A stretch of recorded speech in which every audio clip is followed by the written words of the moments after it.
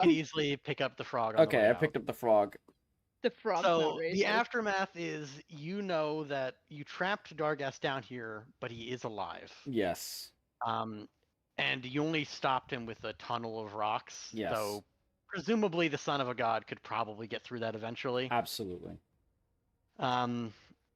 So over the course of some amount of days, maybe a week or two, as you guys have escaped and are out, Dargas will eventually break through.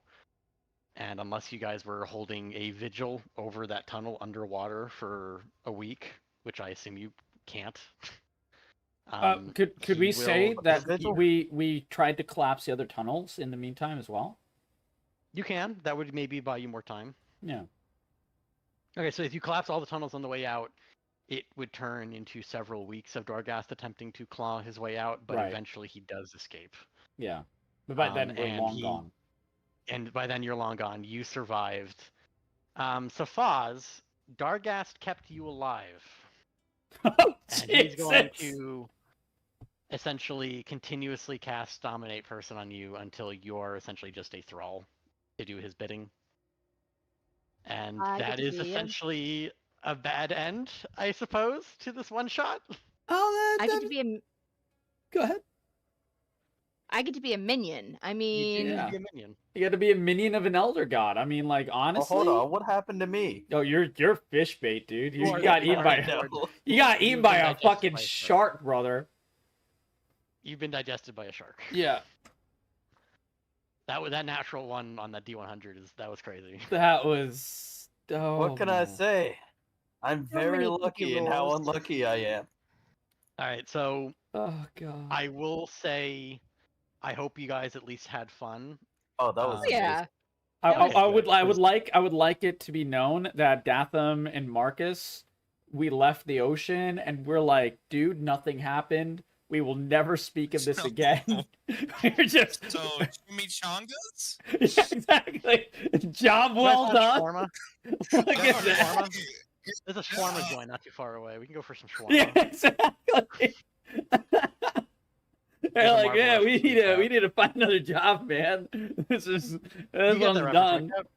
But yeah, the Avengers. Oh gosh. Yeah, I making understand. sure. Yeah. So yes, I just want to double check in with you guys that you guys at least had fun, because I don't usually. TPKs are very rare in my games, so That's a wild ending. yeah, that was pretty crazy. We had some crazy ass rolls. I gotta be honest. Like, Yeah, Holy from shit. both sides there were some insane rolls. Yeah. We lots of had nat we had ones. some crazy ass decision making as well. Yeah, that's true. That is definitely true. There was some interesting decision making. I have no will- regrets. I will say, Oh. Safaz, if you'd managed to get to that staff, Yeah, you tell us about the probably would staff. have been able to- So yes, the staff lets you potentially control Dargast. That's what the cult trying to prepare for when you just let him out Okay. of the cage. Because the whole point was they don't have him under control, clearly. So the Oh. lever is on the other side of the door, so what they were going to do was they were going to leave the room with all the villagers up on the coral rocks, close the door behind it so that the Dargast would be in the room alone, and then pull the lever to let him out so he could feed. Mhm. And then they would be putting it back into the thing with the staff from the safety at the other side of the stone door. And yeah. rinsing and repeating, essentially. I see. See, my plan So- was, my plan Yeah, was to grab that thing and then have you like, I was gonna jump in the cage, so that if he came to attack me, he'd at least have to go through that thing first, and Right. then try from there. 'Cause, If you had gotten to the staff, there was a good chance you could have gotten out of this campaign with a good ending. Right. Because the staff isn't a guarantee to control him, as you saw when the cultist Oh, yeah. attempted it and failed. But it makes it much more likely. It gives That's him what threw me disadvantage off. on the roll. When you killed well, not when you, but like when Dargath killed the dude with the staff, that's what I was like, oh, I think the staff is a red herring. That's what I thought. No, it's because Dargast succeeded on his saving throw, Makes even though Who he had chose to disadvantage. succeed? Makes Yeah, he sense. chose to Legendary. succeed. He Yeah. only had a couple of them though, and he did use both during that fight. So if she had Holy gone to the shit. staff, she would have probably been able to control him temporarily. I maybe could have get been him the back to the cage. Dominator instead of the You were Dominatee. exactly, Yeah. You were Damn very it. close to victory there. Yeah, It you were made me a little very sad close watch to being that. the dom instead of the sub there. What's with the shark room? Yeah, oh, tell us about so this there fucking is- shark. Oh my god. So which shark room do you mean? The one with the whispering one? that ate Zolkoth. That's Right, what I'm I know asking. that thing. That shark is the whispering one. It's essentially a sort of like a weird pet, essentially, of Dagon and Dargast.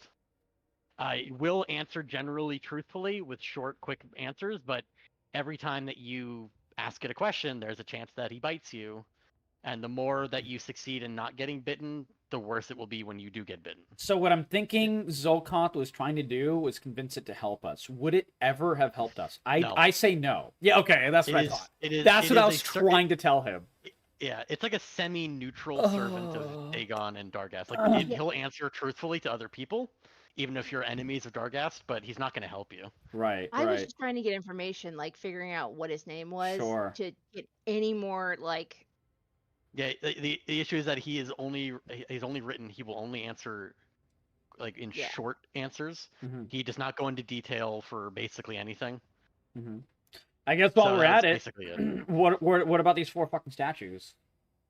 So 'Cause if we you failed. guys had investigated them, which you Mhm. guys actually didn't. You rolled in history to see to recognize the name, so you didn't investigate the statues at all. Past that. Oh, okay. In fact, the stone, the shark tooth necklaces around them, that they were on the statues, you guys didn't investigate either. Yeah. Gives you potential immunity to his dominate ability. Oh my god. Oh, I Which is what didn't the touch it because I was which is- afraid that yeah. it was like turning them into the. That's what whatever I they thought. I were. thought I was gonna kill Nope. him. I thought it was The one of the cultists- things. We're also wearing them, which is why Dargast did not even attempt to dominate them. Holy shit. Okay. So there were lots of options. You guys just unfortunately. Oh, didn't we're take not them. done yet. What about this? What about these glowy explodies? Anything special with them? Yes, so they will explode if you touch them, and Sure. there is a chance that you can actually grab it and use it as a grenade. There is Okay. a chance. So there was See? that was it. For Was- that room, yeah, that room was basically just a bunch of like potential hazards / Right. if you were smart enough to think about using them as a weapon, you could do that. Okay. Anything? Any? What about the dead prisoner here? Would he have been alive if we came sooner, or what? Yeah, if you had come sooner, not taken that short rest, or if you not taken so long in the caverns, he would have been alive and been able to give you some information, including about the shark tooth necklaces. What about that weird Undulation. Yeah. So yes, behind that door there is a room full of steaming hot water, which is why it's undulating like that. It's kind of like the pressure is like pushing against the doors. Well, really And good thing we don't inside- open that one. Well, it's not just steaming hot air, Oh, steaming okay. hot water. In fact, I can reveal real quick. Hold on. Sure. Yeah. There we go. So in that room, there's a giant statue. If one of you had succeeded on a nature check, you'd realize it was a remoraz that was it was sort of petrified. Mm-hmm. If anyone went even near it, you'd find out that it's only slightly petrified, and it would become a creature, and you'd be fighting a remoraz. I don't know what you're using word. I don't know, brother. That's a mean, that's it a looks cobra like this thing. centipede. No, but what That's is a it? co- Horrifying. A horrible, horrifying creature. How's- It's not. It's a very weakened version of one Okay. because it's like slightly petrified. Uh-huh. But yeah, it's basically just a giant sea serpent magical creature that Jesus. is pretty. It's pretty nasty when This it's like could have been fully even functional. worse. I see. It could have been even worse. Oh man. Yeah, that one. Like his whole thing is that he doesn't do much damage since he's so slow and like slightly petrified, but Right. he does have a lot of HP. Jesus. I don't know. I call that a win. You know, Two for people all lived. the decision making on this team, I think we actually did pretty all right. Like I think Considering the fact Mhm. that we had so many crap rolls. Yeah, in the exactly. very beginning and here, Yeah, yeah. it could have gone a lot worse. Some Yeah. of you are alive. yeah. So Mad Raving asked, "Did we beat the boss dude?" In a manner of speaking, yes. In a manner of speaking, and We and We didn't delayed die. him. in All of us, rather. by that I mean, Mad Raving, that 2 of us never have to deal with this boss again. Actually, Now I've well, got him as technically it's all funny you 4 of mention us. Yeah. It's funny you mention that because this one is technically this campaign, this one shot, is technically a lead up Oh, there we go. to a potential sequel, which does change based on whether or not you guys defeat Dargast. So at some point in the future, I may run a one-shot for either this group again or a different group of I am people so who will get down. to see what happens I'm when so Dargass is left down, alone. and that means Safaz and Zolkoth would have to re-roll. No, potentially. no. Oh, I you're don't a have to yeah, re-roll. you're a thrall. You're alive. She's a thrall. I might even like bring her back in as to play an enemy for you, essentially. I'm down with that. If we do that game at some There we point in the go. future. This would be in the far future though. Yeah. Because I wanna keep getting in new people for each round at least. Sure, so yeah. Oh yeah. I might run this for you guys again sometime, like maybe 2 or 3 games from now. Well, we would have to at least grab back the homie Datham, who ended up not trying to kill us all. Datham? Yeah, sorry, Datham. I'm pronouncing it wrong. I didn't try to kill you guys. Yeah, No, what that's do what you I'm mean? saying. That's what I'm saying. You're alive with me. Yeah. Yep. We So, went out for shawarmas. If You we have a ever have a shawarma. sequel, it's you and I after we got shawarma.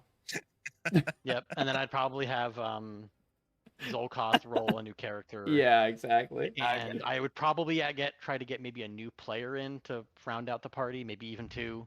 Right. And then potentially have Safaz roll as an enemy. Exactly. Wait, I'm does getting rated. Raiders, welcome. How you doing, my friend? It is so good to see you. So good to have you back, my friend. The lovely Ripster, Psycho Blue Dog. How have you been, my friend? How was Rainbow Six Siege? I hope it was amazing. I hope you're doing amazingly. Welcome, one and all, for all of our lovely new friends. I'm CapCorgi's. I do believe in the power of positivity. I love making new friends, and I'm a variety streamer on Twitch. You hopped in at the perfect time for the end of the D&D one-shot. Thank you so much for the kind words, Ripster. It's a nice green tie. It goes with my pink shirt. And we do full variety in here. Right now, obviously, we love Corey's Captain America, where we do lots of League, but we do tons of open worlds. We do loads of RPGs. We do action and horror, strategy, survival, roguelikes, platformers, simulation games, Soulsborns, MMOs, and every other genre under the sun. We also do normal D&D one-shots every few weeks.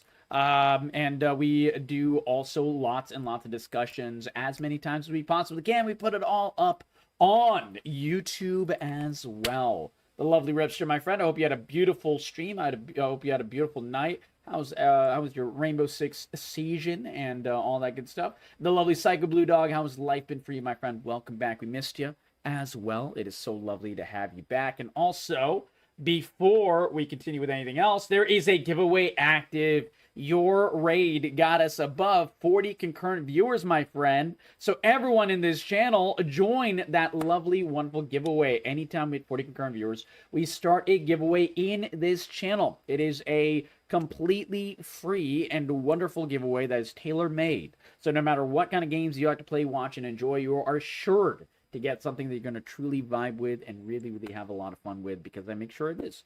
It's based on your 3 favorite game genres. Thank you so much for joining the giveaway, every single one of you. A link of the night, by the way. I hope you're enjoying, my friend. I don't know if I saw you in here earlier, but welcome. Link of the night. And lots of love to all of you. There we go. Thank you for joining that giveaway. Sorry, brother. Go ahead. Dark Shade. All right. So yeah, unfortunately, you guys just joined a raid. You joined at the time when the party essentially We won. TPK'd. We won. Half TPK'd at least. Yeah, we won. Half one. Yeah. Yeah, two of the 4 managed to get out. The other 2 are dead or enthralled by the enemy, and Dargass is going to eventually escape and wreak havoc across the coast. Yeah. We will potentially see what happens with that in the next And in a few games from now. for some reason, Datham and Marcus Abrams have decided to take jobs way as far away from the coast as physically possible. They never say why, Weird. but they're always really far from the coast. And it's like this little picture over here with the Professor Hulk. I see this as an absolute win. There you go. Right. Okay. We didn't die. We went on to spread their tails. Yeah, exactly. Yeah, they became monks in the mountains. Of Yeah. the racist turtle. I once knew this racist turtle, man. I You once wouldn't stop knew. asking the sharp questions. I once knew this Hey, very mate. dexterous fighter who was very brave, very brave. I will say that you died bravely, my friend. I tried. You did. I feel like the Loki of the group now, which is the coolest person ever. There you go. Because, I have Yeah, we think you're dead. bamboozled. We think you're dead. We have Exactly. no idea that you're alive. Yeah, you can They, come back. they do think you're dead. Yeah. They're assuming you're dead, probably. Oh no. Definitely, we're assuming she's dead. Yeah. Yeah. Absolutely. Well, I hope you guys at least had fun, even if it Oh, I didn't had a end lot of fun. maybe super well. I think this Oh, is no, that was great. so much fun. And I think this is It is ripe fun. for a sequel in a couple months or whenever. Absolutely. Mhm. Super down At for some that. point, when we start to plan for this particular sequel, I will reach out to you guys again, probably in this chat. So make sure you don't leave this particular group, Yes. and we will Alrighty then. see what happens then. And dude, I love this character, the Centaur. Oh my god, he's so fucking fun to play. I kind of like that it didn't end well for everybody, because that's like, I'm not. Okay. Well, no. I see your point because this feels like a true Cthulhu story. All Cthulhu stories end in shit. Like they really do. Yeah. The main character either like the happiest ending for like a typical Cthulhu game or typical Cthulhu storyline is the main character is able to win by killing themselves. Like that is like the happiest ending. Straight up. You'll never imagine that in a Cthulhu Eldritch Abomination story, the slightly racist guy being silly died first and got eaten. Exactly. You'd never imagine. That Shocker. happened. Truly shocker. Oh my god. So I'm glad you guys at least had fun. Thank Yeah, But you that so is much. the end of this particular Born in the Deep It was very fun. storyline. I feel Oh bad. my I god. didn't mean to be To be racist. continued. You didn't mean to be racist. It just happened that way. Listen, you just kind of called me out for calling you horse, and I was like, I guess I'm racist now. Maybe Cap, let me just do this on your stream real quick, just Okay. because it's necessary. Okay. There we go. Nice. What was it? You if Oh my anded. god. Yeah. The continue. Intro? The It's freeze the, frame. JoJo to be continued. Yeah, it's the freeze Yeah, frame. blurb. Oh Dun, my dun, god. dun, dun, dun, dun. Holy shit. Seriously, that thing is terrifying. I'm not afraid of He's snakes, definitely but not alive blood. He is super Yep. dead. He's- Blood said, I'm convinced Tortle is still alive, living inside the stomach of the big butt shark. No, he's dead, bro. I am He's in so fact dead. living He's- inside. Wait, read that from Aku Cat, please. Do you think the turtle's mother ever told him you're gonna be shit when you grow up? Yeah, I don't know. That's a good question. That's a good question. As yeah. I lay here in the belly of the beast, I Oh my always God. knew oh god. that I'd become a piece of It's just, shit. it's Jonah in the whale all over again. Now, I Uh, This is thought all I that had she to meant listen that to. metaphorically, in the fact that I became a Oh, racist turtle, Cap. apparently. yeah. Actually, I forgot a detail that Oh. I actually had written here. Tell us the detail. So there is a detail for unfortunately not so important for Zolgoth or Safaz, Safaz, yeah. but Marcus and Datham. Over the next few weeks, you are haunted by nightmares of an obelisk in a dark, wet cave that echoes with the burbling, sickening chants of countless deep ones and Dargast's raspy voice. Hell yeah. Okay, they're That is planning where we technically something. end. They're planning something. I think he needs some mouthwash. Really get that Yeah. gargle out. Yeah, I think like Datha and Marcus developed a drinking problem that is very prone in all of these Cthulhu stories where they're just heavy 1920s drinkers trying to drink all the fucking nightmares away. Yeah. It's a good thing he had amnesia before, because now he has PTSD too. Yeah. Oh no! Oh, Fada Alesti, welcome, my friend. It's good to have you in here. That is not the main. That is a random monster. That is not the main monster. This is just a guy. The actual I can show you the main monster. monster. Hold Yeah. on. Show Let us me, the main monster. Blow him up. Show the Maybe turtle. don't do that. This Show the is turtle. this is the main racist monster. turtle is inside. Yeah. Racist turtle's the real monster here. Yeah, true Oh. monster. Fada Alesti, this is the real monster. This like- other guy, he looks creepy, but he's just a random guy. He's fairly humanoid. He's got like a shark for a head, essentially. Yeah. He looks friendly. Yeah, he's very friendly. He's very friendly. All he wants is to take a bite out of you, man. He just Out wants of to. everything. Yeah, Got a you know, great he's big he's smile. just a hungry guy. He's just a hungry guy. He's gonna run scream. Oh, Feta. That's basically how the cleric and I survived this. We did run away screaming, collapsing the walls to buy us time. I thought of that one actually. My character was an artillerist, so you know, blowing walls up is a fun thing to do for me. And we blew up the walls, basically sealing the death of Safaz, which is our fighter. And our racist turtle went to this spooky shark that bit him multiple times. And he rolled a nat 1, which means for every question he asked previously, he got extra bites. And he asked like 7 questions. Yeah. Yeah, so he got 7 bites in a row and just not just a nat 1, Fada. You have to understand, it's not just a rolling a d20. He rolled a d100. D100 nat 1. Yeah, D100 nat 1. So yeah. That is on the d100. It's basically just if you roll low enough, you get bitten potentially, right? Yeah. But if you roll that 1 is the only thing where there's something special where it's you get bitten for every question you've previously asked. Sounds like And he rolled a karma. 1. Funny you should say that. After the first question, I told him to stop asking it. I literally, physically, my character dragged him away one time. And he still kept doing it. He still kept doing it. Oh my god, the question that got him killed? Okay. So basically, this big old shark lad is, you can consider it like a Cthulhu-style monster, which is, you know, not something you want to fight. Like, that is... in fact, Darkshade, when I made my character, was laughing because he said, Corgi, you're stupid enough to try to shoot Cthulhu and that will kill you. And I was he did it as an offhand joke, but I remember it and I was like, I'm not shooting Cthulhu. And this is essentially the analog to Cthulhu. So the Cthulhu was in this cage, right?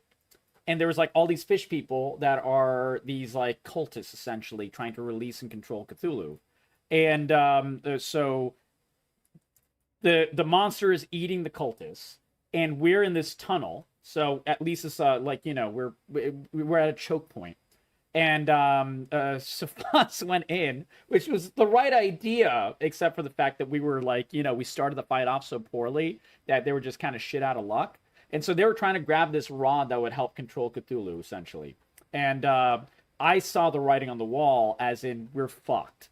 That writing on the wall. So I decided to blow up the tunnel with everything I possibly could do, including spells, the Shatter spell, which does more damage to, like, you know, inanimate objects like walls and shit.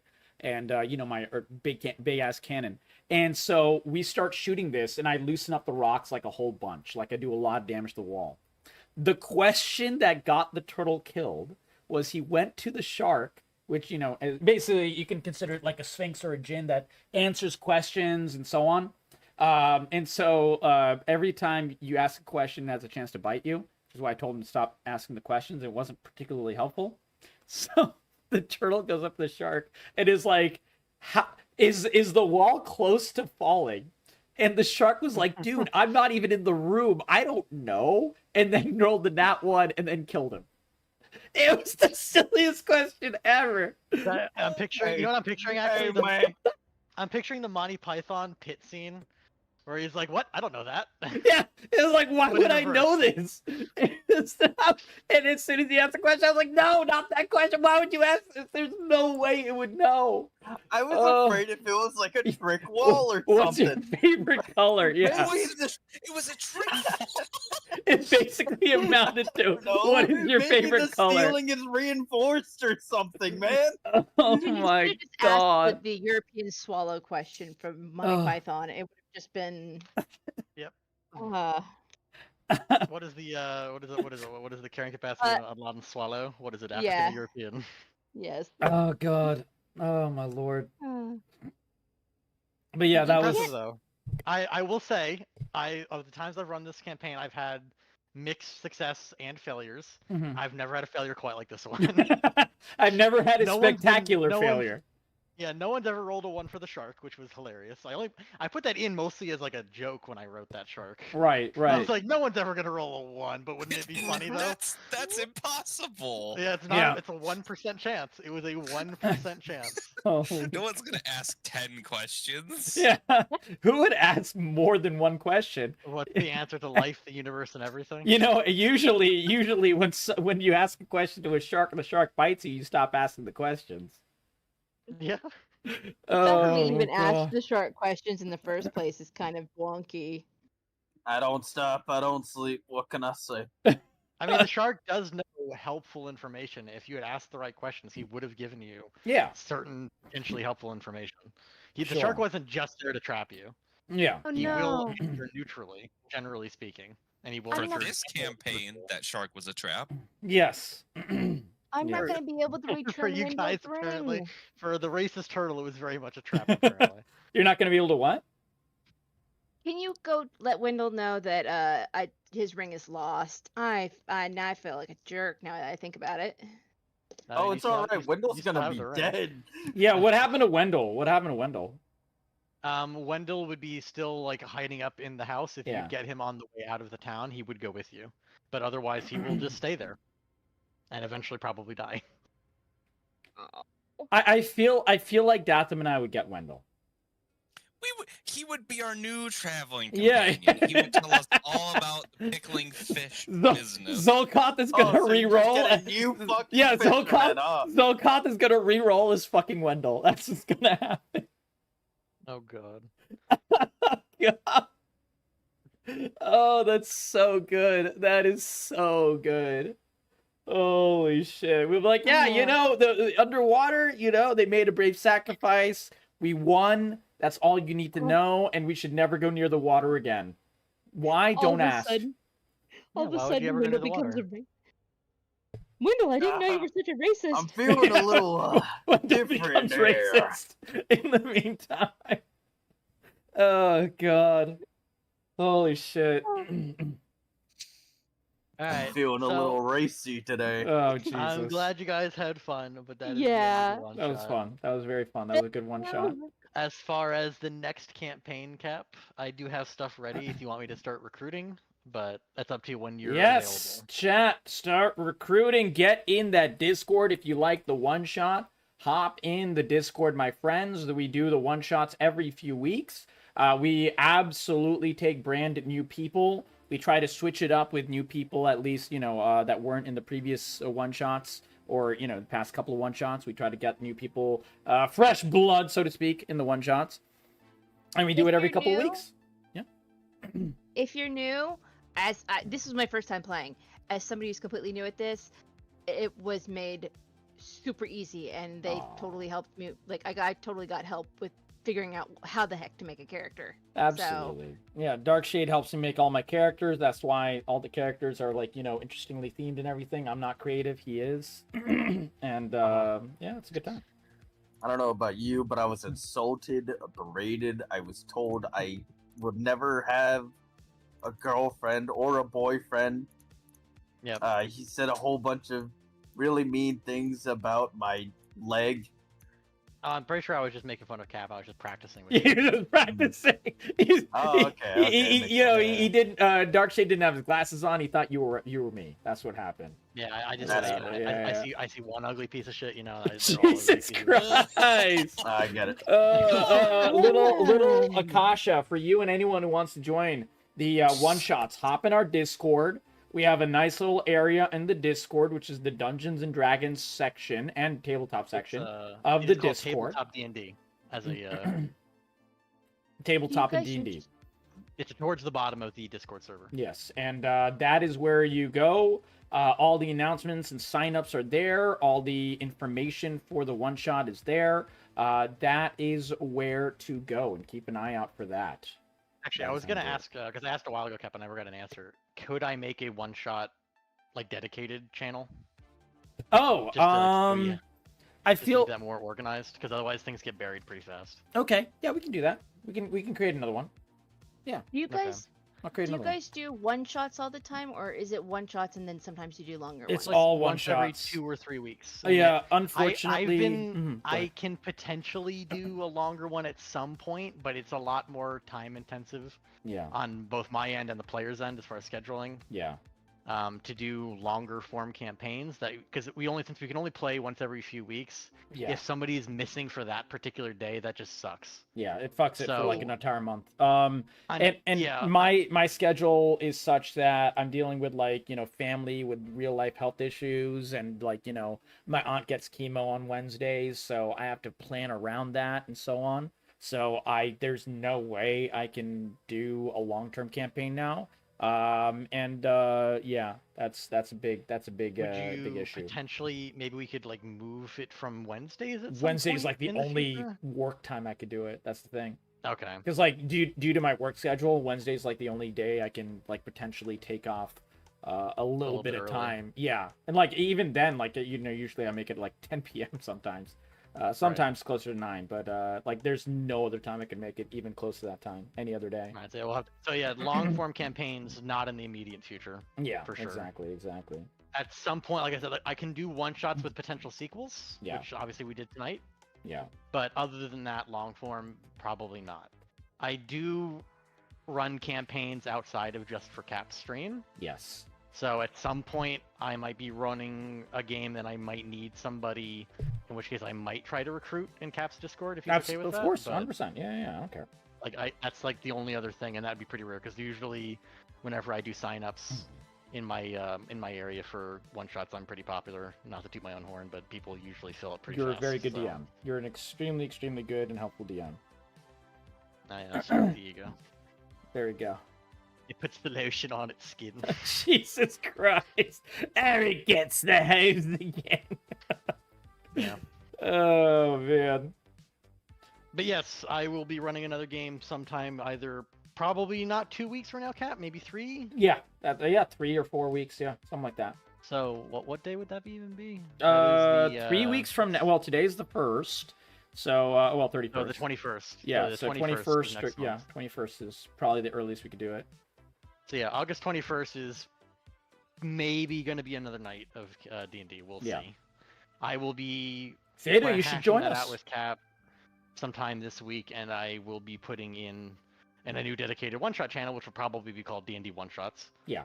I will be putting in and recruiting and seeing who wants to join, and it'll be first come, first serve as far as who gets to actually join in the campaign.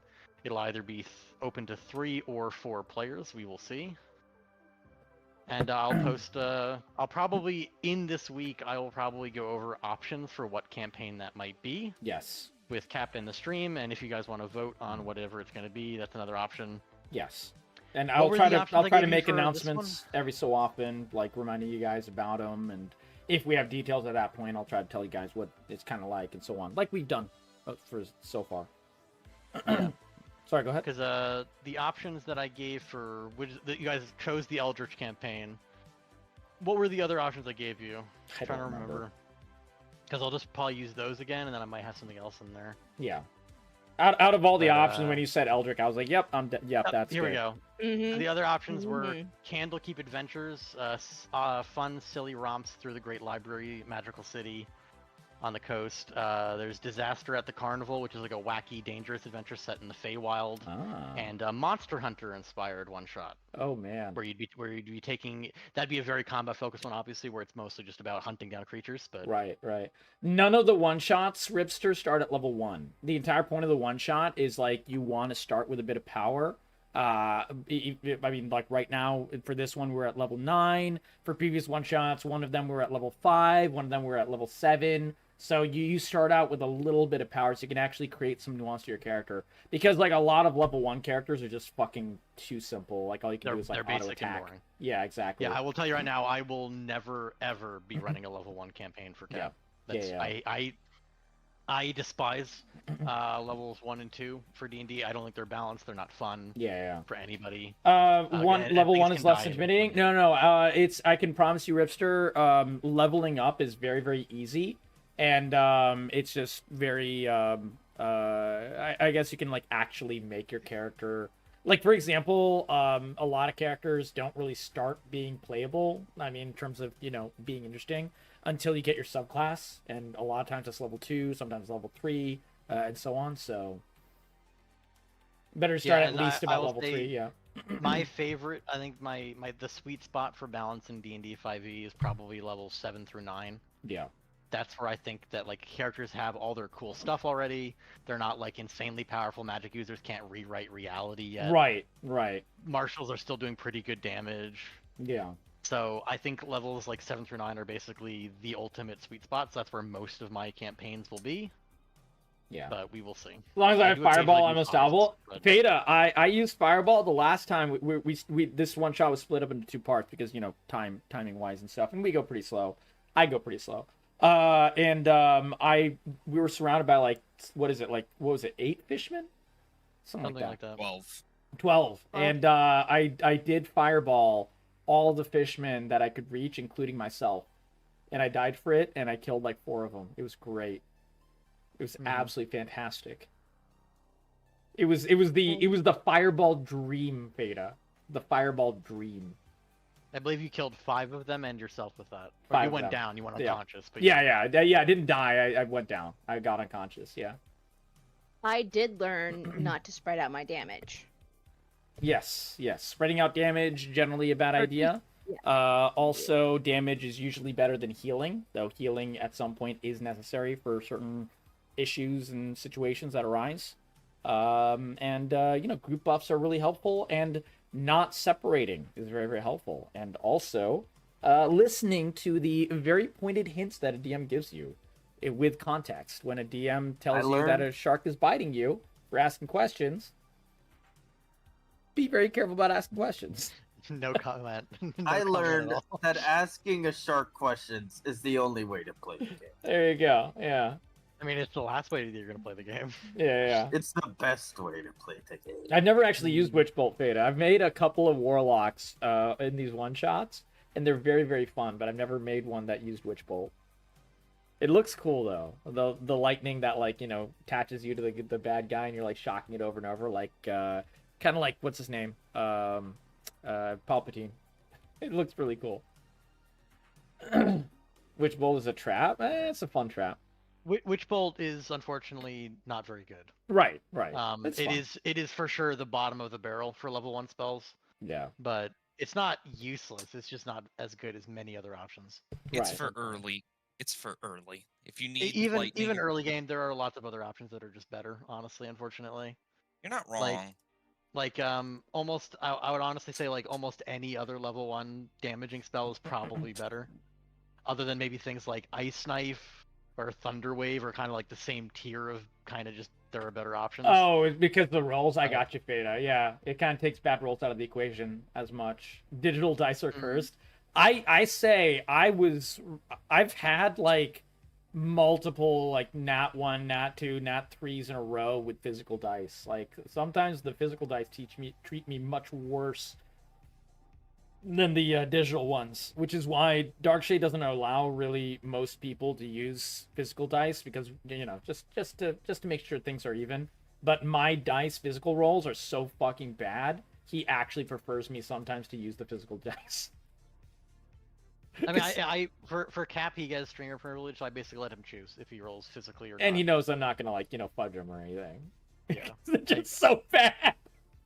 Yeah, I mean, if Cap's fudging his rolls to always be nat 1s, then more power to him. So some kind of dominance play, and I don't know for who. You know what I need to do, Cap, at some point? I need to print out a dice tower for you, like a dice rolling tower, and then ship that to you over in Florida. What does that I mean? should do that. Dice towers are cool little, they're literally little dice towers where you throw the dice in at the top and it comes out the bottom and rolls, essentially. Oh, okay. Like a little golf hole. Yeah, basically. Almost. With a little usually a bowl or a flat area at the bottom so that it stops, right? Yeah, so Like, you it mean usually the makes dice them look doesn't really cool. always fly out of my little dice tray, and then I have to bend down awkwardly and get them all the time, and half the time lose them? Yeah. Cap, why don't you Google dice tower and look at the images? That'll give you a good idea. Sure, but yeah. Like a little mini golf thing. And you can make them look really cool, and I've printed out a couple before. So I could print one out and like Oh, see if we can shit. send it to you. Some of these For you look to, really like, cool, actually. Holy crap. Mm-hmm.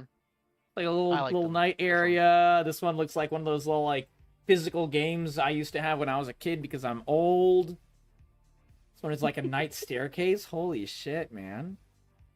Wait, who grew up with those little toys where it was like something like this, right? And it would have like Yeah. 2 buttons and it like just be like little air pockets or whatever. And it would shoot up like a little Oh like yeah. yeah, you know what I'm talking about. It had like the little the little loops that you try to like get onto the pegs inside Correct. the water or whatever, right? Yep, the Yeah, water yeah. floaty ones. Exactly, Feta. Yep, one of the water floaty ones.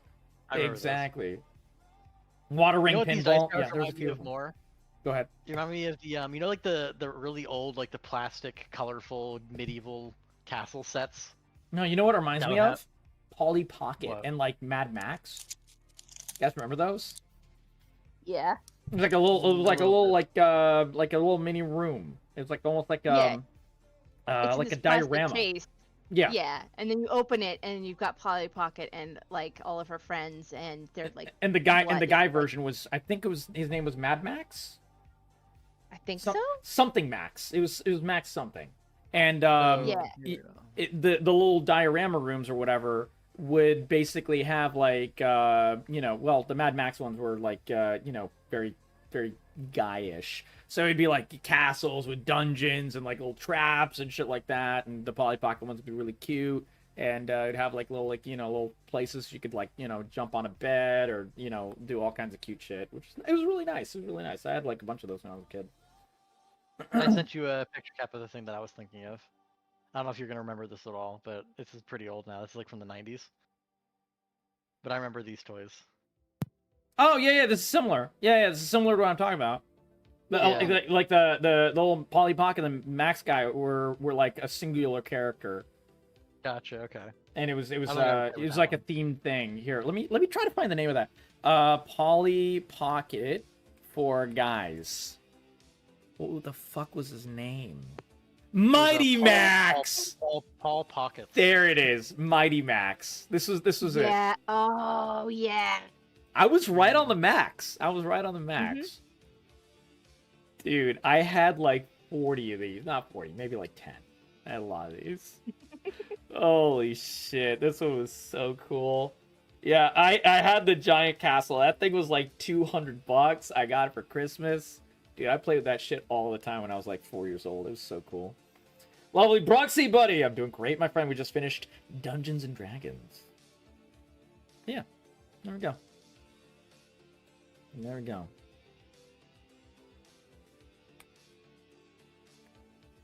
All right. Thank you guys I'm glad for you guys the had fun. game. Yeah, absolutely. Thank you for having us. Make sure you join the giveaway if you haven't already. Yes, everyone join the giveaway. Feta joined the giveaway. Bruxy joined the giveaway. Everybody joined that giveaway. You'd watch Mighty Max? What do you mean? Is Mighty Max a cartoon? Yeah, Mighty Mighty Max was a Mouse show in is like the early cartoon. 90s. What? I only knew about the toys. Yeah, it's what the toy came from. All right, this has been pretty fun. Thanks for Holy having me. shit, you're Night. right. Good night. Good night, buddy. Have a great night. Oh, What the fuck? There's a guy that looks like Garen in it. I never saw the TV. I never knew this was a TV show. Ever. I know a lot of the 90s shows. I mean, I was a kid back then. I never watched it, but I But saw this it. one I never knew about. You didn't know? No, I didn't know this. I had the toys. I just never knew it was a fucking show. I knew a lot of the other shows, like SWAT Cats was top tier. I mean, obviously everyone knows Power Rangers, Teenage Mutant Ninja Turtles, all those. Like everyone knows those. But like Mighty Max, I never knew about. There's a really good one. There was a Mega Man cartoon, and that cartoon was like top fucking tier. Like that cartoon was so good. So good. No one really knew it. Carmen Sandiego, yeah. Carmen Sandiego might have been one of my first crushes ever. I didn't even realize she was the villain. I didn't care. I was like, yeah, she's hot. That was, as a kid. Holy shit. Well, thank you, Darkshay. Thank you, Bree. Is it Bree or Bri? What do you prefer? it's Spree. Yeah. Bree. Perfect. I was calling you Bree. I just wanted to make sure I was saying it right. Yeah, no problem. Sorry, I got distracted. I'm doing stickers for stuff. Aw, that's awesome. Hell yeah. Bye. Bye-bye. Oh, man. All right, we're going to play some fun games. We're going to do some fun discussion chat. I'm not ending stream or anything. I got a couple hours in me for sure, at least. We got plenty of time. Usually on Wednesdays when we have D&D, we still go on until the same time. So it ends up being like an 8-9 hour stream. But we're going to have some fun. I'll be right... What? Elden Ring DLC? God, no. Are you kidding me? I need brain power for that. Uh, My brain is mush right now, brother. God damn. We'll probably play Elden Ring sometime this week, though. Gotta do it at some point. I know. Well, I'm going to watch your Soul Frame video. Oh, true. Now, that's definitely something I'm going to do. No, the Soul Frame one looks bad. That's why I want to watch it. It looks fucking great. Can I say that as somebody who's followed and played Digital Extremes games before, I have a take for that I think is important that a lot of people are not going to know because they've not played their games. Tell me after it. Exactly. That's what I'm saying. Like, I'd like to have a voice after that video. Yeah, of course. Absolutely tell me. But yeah, tell me afterwards. Yep. All right. See you in a bit. All right. Thank you so much. I'll be right back. BRB, my friends. BRB. Bathroom break. I have to pee all the tea out because I've been drinking tea. And then we continue. And I'm going to get some more water. And friendly reminder, the lovely YouTube channel has all kinds of amazing things. We have some D&D one-shots on there. We have a lot of fun games. We got a lot of discussions. We're going to be adding a lot more. We put up daily videos in some of the channel because I'm trying to hit 1,000 subs, which are the follows, essentially. You gotta plunder that booty for that brown go. God damn it. That was from yesterday. That was even from yesterday. I'll be right back, guys. BRB, my friends. BRB.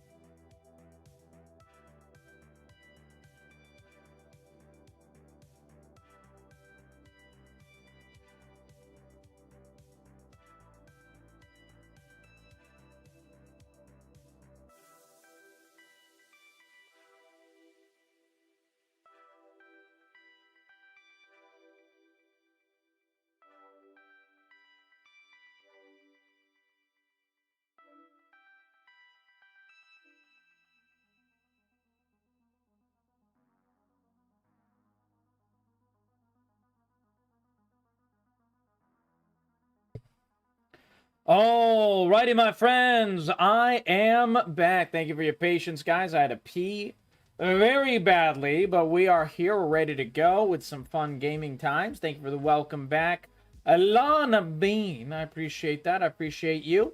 Do we feel like? What do we feel like? What do we feel like? Thank you for the welcome back, Miss Cato. Happy evening. Did everyone join the giveaway, by the way? We were at least for a little bit at 40 concurrent viewers, so definitely join that giveaway, everybody. All right. You vote 7 Days to Die? 7 Days to Die is not on the cards tonight, my friend. You vote League? Well, no, I was going to do some discussions first. Could League at some point, though. Trying to find the discussion. Thank you for the welcome back, my friend. I appreciate that. I appreciate you, my friend. Heck yeah. When I do this, by the way, guys, with my beard, that's when I know I need to trim my beard. I know I sent you a thing or two. Did you know? Age.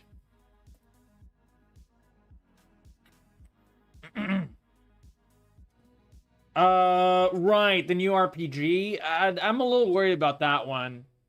They're like trying to be larger than Baldur's Gate 3, and it's like, how are you gonna do that? It might be just a too big of a reach. A lot of games like try to like, you know, be the Halo killer in the past and so on and so forth. So if they're trying to do that, that's not even a good thing. I would prefer like a game tries to keep you know, it's the thoughts in check and so on a little bit. Because if they're trying to be too large, it's just kind of focusing on the wrong thing, you know? That's what I thought. Is this what you meant earlier about discussion? Oh, there was a Diablo 4 thing. We can start with that.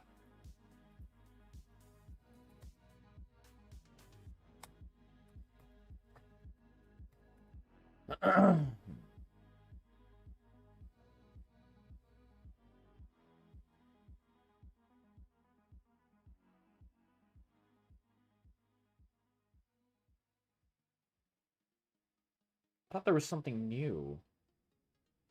To Brandon, the most good of Brandons. How are you doing, my friend? Pleasure to have you in here. Welcome, welcome, welcome. A Furious taco sauce. What kind of taco sauce are you, my friend? Out of curiosity, are you a spicy one? Are you one with poblano peppers, or what kind of taco sauce are you? A pleasure. Wait, Space Babe. Wait, did you cause this? Rhino, if you're a friend of Space Babe, any friend of Space Babe is a friend of ours.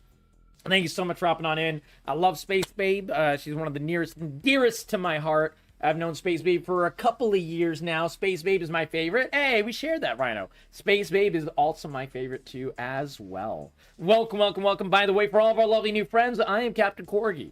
I do believe in the power of positivity. Love making new friends, and I'm a variety streamer on Twitch. As you can tell from my name, Corgis and Captain America are my two very, very favorite things. And we do full variety in here every single night.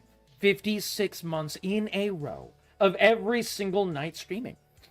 Lots of awesome stuff in this channel. Every single game genre under the sun. Everything from League of Legends to open worlds to tons of RPGs to action and horror, strategy, survival, roguelikes, platformers, narrative games, silly games, and party games. Lots and lots of Soulsborns, roguelikes, platformers. We do an absolute boatload of ARPGs, MMOs, and even competitive and cooperative shooters. Literally every single genre under the sun, bar none. And lots and lots of gaming discussions as well. And we do D&D on Wednesday nights. We actually just got done with a Dungeons & Dragons one-shot where we fought Cthulhu, or essentially the analog to Cthulhu. And we nearly total party wiped. So it was a really, really funny time. We had someone get eaten by a shark. We had another person become a thrall of Cthulhu. I had to collapse walls in underwater, which is very dangerous, to try to escape. We barely escaped, a couple of us. It was a really good time. It was a really good time. And we do an absolute boatload of just chatting streams as well, with lots and lots of discussions about gaming news, game meta news, and everything in between. And we also put it all up on YouTube as well. So welcome, welcome, welcome, one and all. And I hope you guys are having a great night. And also, as the lovely Space Babe knows, anytime we had 40 concurrent viewers, Rhino Snacks, and for you and your amazing community, we start a giveaway in this channel. So there is a giveaway in this channel right now. So as Lana wrote, it is open to all people following the stream, including brand new follows. And the way the giveaway works is very, very simple. Whoever wins the giveaway will give me 3 of their favorite game genres, any 3. And I'll find a tailor-made giveaway game that is based on your 3 favorite game genres without it being a game that you have. Because that way every single person wins gets something wonderful. So that is how the giveaway works, and absolutely welcome, welcome, welcome. Did the last one finish? It's the same one from tonight, Bree. It's the same one that started about like an hour ago or so, something like that. But yeah, it's the same one. Usually I only do 1 giveaway a night because even with that, I've done 187 giveaways last year. So we do an absolute boatload of giveaways. So Furious Taco Sauce, if you enjoyed the good vibes with the salsa verde, feel free to drop a follow and then join the giveaway if you'd like. Definitely the goodest Brandon. I think you're already following the stream from a previous raid for Varacti. I know Varacti very well. I love Varacti a ton. Definitely join that giveaway. The lovely Space Babe, absolutely join the giveaway. Rhino Snacks, please type in chat, !join to join the giveaway. And we're about to start some gaming news. So the lovely Rhino Snacks, what kind of games do you have to play, watch, and enjoy yourself? We would love to get to know you. And like I said, it's just even great to meet you because, like I said, any friend of the amazing, beautiful Space Babe is a friend of ours. She is amazing inside and out. We love her dearly, so absolutely. And Space Babe, how's life for you, my friend? I hope life is going really, really well, Space Babe. We've been doing an absolute boatload of Project Zomboid recently as well. So yeah, I don't know if you're still doing the Zomboid goodness. I think I saw you playing it the other night. I was lurking your channel. So I know you've been on the Kingdom Hearts tirade, which is wonderful. And I'm glad you're enjoying those games. I've only played the first one, but that first one is one of the only games I've ever 100%ed. So, but yeah, we're going to do some just chatting goodness now. We're going to start on, first of all, some discussion about Diablo. Diablo 4. I'm very excited about new Diablo 4 news. We've been playing a lot of ARPGs. It's always a good time in here. And we'll always make it fun. Absolutely, absolutely. So Diablo 4 new season info. There we go. Join the stick. Yeah. Join the stick. Correct. Absolutely. Absolutely. Gaming news. There we go. Perfect. Let me turn my music off. All right, guys. Gotta under that booty for that brown goal. Nice. For the EU Raiders, that's mean. Wow, Darkshade is our DM for Dungeons and Dragons. He's very mean, as you can tell. Absolutely. What does LOMELL mean?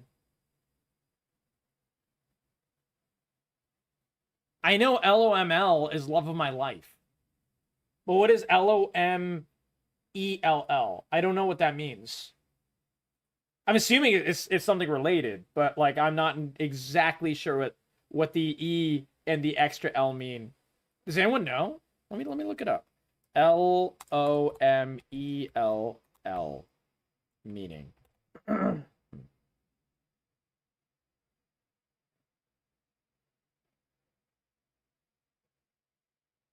It's none of these. I don't know what it. Okay, LOML, you're a boomer, don't know what it meant, and now, oh, gotcha.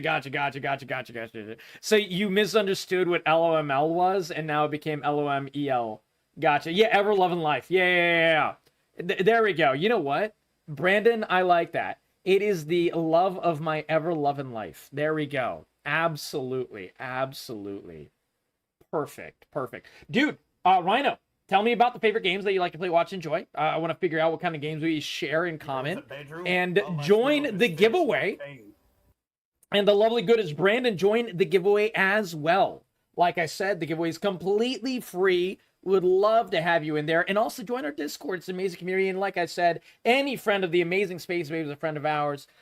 We've been playing a ton of Project Zomboid. I've been playing Zomboid for years. We were doing a bit of Path of Exile, Diablo 4, Elden Ring. My first play of Elden Ring is slowly continuing. I haven't touched Baldur's Gate 3 in a while, but we do that as well. We do tons and tons of single-player horror, lots of cooperative shooters, obviously the Dungeons and Dragons, and a little bit of everything in between. So yeah, we'd love to have you join that giveaway. It is open to everyone in here, including brand new people. It is only my pleasure to have brand new people in that giveaway. And also, do you know or play Diablo 4 out of curiosity? Let's see the news. Diablo 4 Season of the Infernal Hordes inside the game. This is information that came out literally 1 day ago. I'm excited. Let's put it up and let's see what is going on with Diablos. We've been saying this whole time that hell is coming. Now, hell is here. We're going to hell in a handbasket. Oh, I'm excited. And Space, thank you for joining the giveaway. You beautiful being. I appreciate that. You're amazing. You do a lot of horror.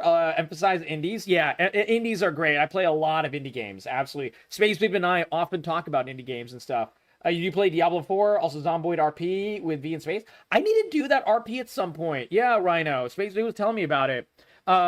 Space Babe started playing the RP server of Project Zomboid when my computer was dead. So I had no way to join for the first bit. But I'd like to try it out sometime. I play a lot of Zomboid. I know Zomboid quite well. And I love Zomboid a lot. It's easily... Project Zomboid is my favorite survival horror ever. Like, literally ever. Yeah, and tell me about Sketchy's contract. What is Sketchy's contract? I was lurking, as I often do in Space Babe stream and everything like that, and Varakti stream, both of them. And now yours as well, I will be. But I know it's, like, very similar to Lethal Company looked like. But yeah, and starting new season. Well, dude, if you like all the information about Diablo 4, I put up new YouTube videos every single morning right now. And I've been covering a lot of ARPG news. And if you like Diablo 4, I would also recommend Last Epoch, which also is a very, very, very good ARPG. And it's like a third of the price of Diablo 4. So it's not even an expensive game. It's a really good one. Yeah. Hell yeah. So let's see what's upcoming in the new season of Diablo 4. The Infernal Hordes. I'm excited, man. Something that's always present in a Diablo title, and we wanted to make sure that for Diablo 4, okay, returning to hell was a special moment. Yes. We referenced the endgame cinematic with Prava and Inarius taking the fight to... Oh, man. Dude, this, oh my god, man. This cinematic for Diablo 4, where they're in hell, and it's like the giant hell fight and everything. Dude, that animation might be one of my favorite Diablo animations ever. Like, maybe it's just slightly behind, like, you know, the Diablo 2 animations. But, man, this one was so good. Holy smokes. Oh, man. Hell. I'm excited, dude. I want to go to hell. This is going to be great. That experience, that sensation of battling throngs of demons in hell. In the Infernal Hordes, they're going to go into this mode, battle waves of demons, and be able to kind of change the shape of the game experience as you play.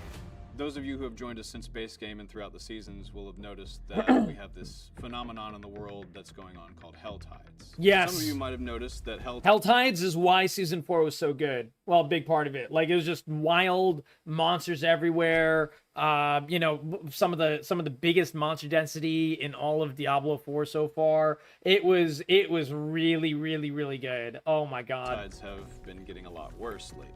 And now hell is able to pierce or the better, veil depending on your perspective. That's holding hell back from fully invading Sanctuary and starting to take root in Sanctuary. And we started by asking ourselves some questions. What is the state of Sanctuary right before the Vessel of Hatred happens? How has hell changed now that... So this season is the lead up, is the direct lead up to the DLC. I mean, that makes sense because Season 5 is coming out and, you know, very, very soon. Week, 2 weeks, whatever it is. And then the DLC is going to be technically Season 6. Because, like, Season 6 is coming out in, The DLC is coming out in just what is it, like 2 months? So yeah, this is going to be directly the lead up. Okay, like I didn't realize that season 5 was going to be like so big. I thought it was just going to be like a little bit of a bridge or whatever. But no, this is bigger. Wasn't there anymore. Much what are bigger. The demons up to? Where is Mephisto? Does he have anything to do with this, or is this just hell rising of its own accord, as the prophecy proclaimed? And so we thought to ourselves, how can we make things even worse for the people in Sanctuary? In this season, you'll very much get. Dude, can you imagine, like, you ever see those questions that are like the bait questions on Twitter and social media? Like, what would you do with $1 million if you were being kidnapped by someone? Your last, gameplay character is going to save you. Are you screwed or not? Like, you know those questions? One of those questions, of course, inevitably is, you're in the world of the last game you played. How screwed are you? Diablo 4, or like, the world of Diablo in general, is probably one of the worst worlds you could be, like, spawned in. Like, holy shit.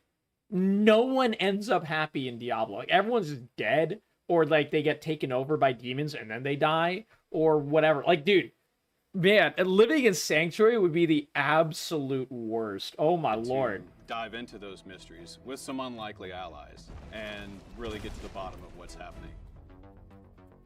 So in this season, we play a lot with the notion. Cam, I played Path of Exile like 4 times this past week, my friend. I've been playing it a lot this new season. It's been great. The Settlers of Kalgor. I've been covering it up on the lovely YouTube as well, so definitely check that out. And yeah, I play it a lot, Cam. So hop on in, enjoy. Keep an eye out for it. Keep your notifications on because we will play more of it. I have made 2 characters so far. None of them are very progressed, but we're at least made 2, and we're gonna make plenty more. I spawned in Dark D&D world. Yeah, exactly. That would kill us as well. Gigabyte update for once you. Ooh, thank you for letting me know. Of the enemy of my enemy is my friend. Yes. How far would you go to save Sanctuary, to save the world? What price would you pay? Would you sacrifice your soul for this? You're gonna meet. That is a very grimdark question. I love the grimdark theming of this, and the answer is generally in a grimdark world, a hero sacrifices everything to have a chance of saving the world, and then a lot of times they still fail, which is why I love grimdark.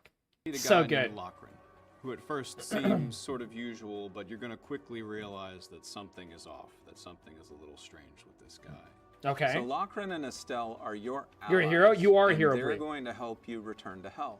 Both of them are experts in demons, and they're going to use that knowledge to help you return to hell and become more powerful to be able to battle the enemy. Oh, that's cool.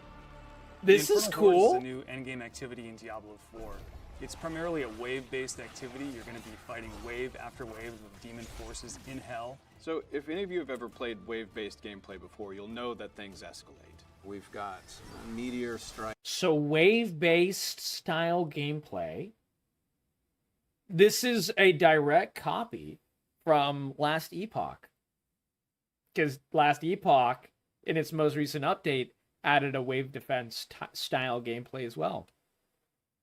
You know? I'm not saying this is a bad thing, by the way, chat. I want you to know. Blizzard is at its best when it's copying off of other good games. That's why Season 4 was such a dramatic increase in quality from, like, the rest of Diablo 4. Because they decided to copy half the shit from Last Epoch for, like, all the automation and everything. And it made the game infinitely better. This is great. This, like, almost like a roguelike mode. Polar Cat. Yeah, exactly. And all sorts of things. This that is try to awesome. Keep you on your toes. One thing the Infernal Hordes does differently is the notion of infernal offers. Okay. Between each wave, you'll make a choice.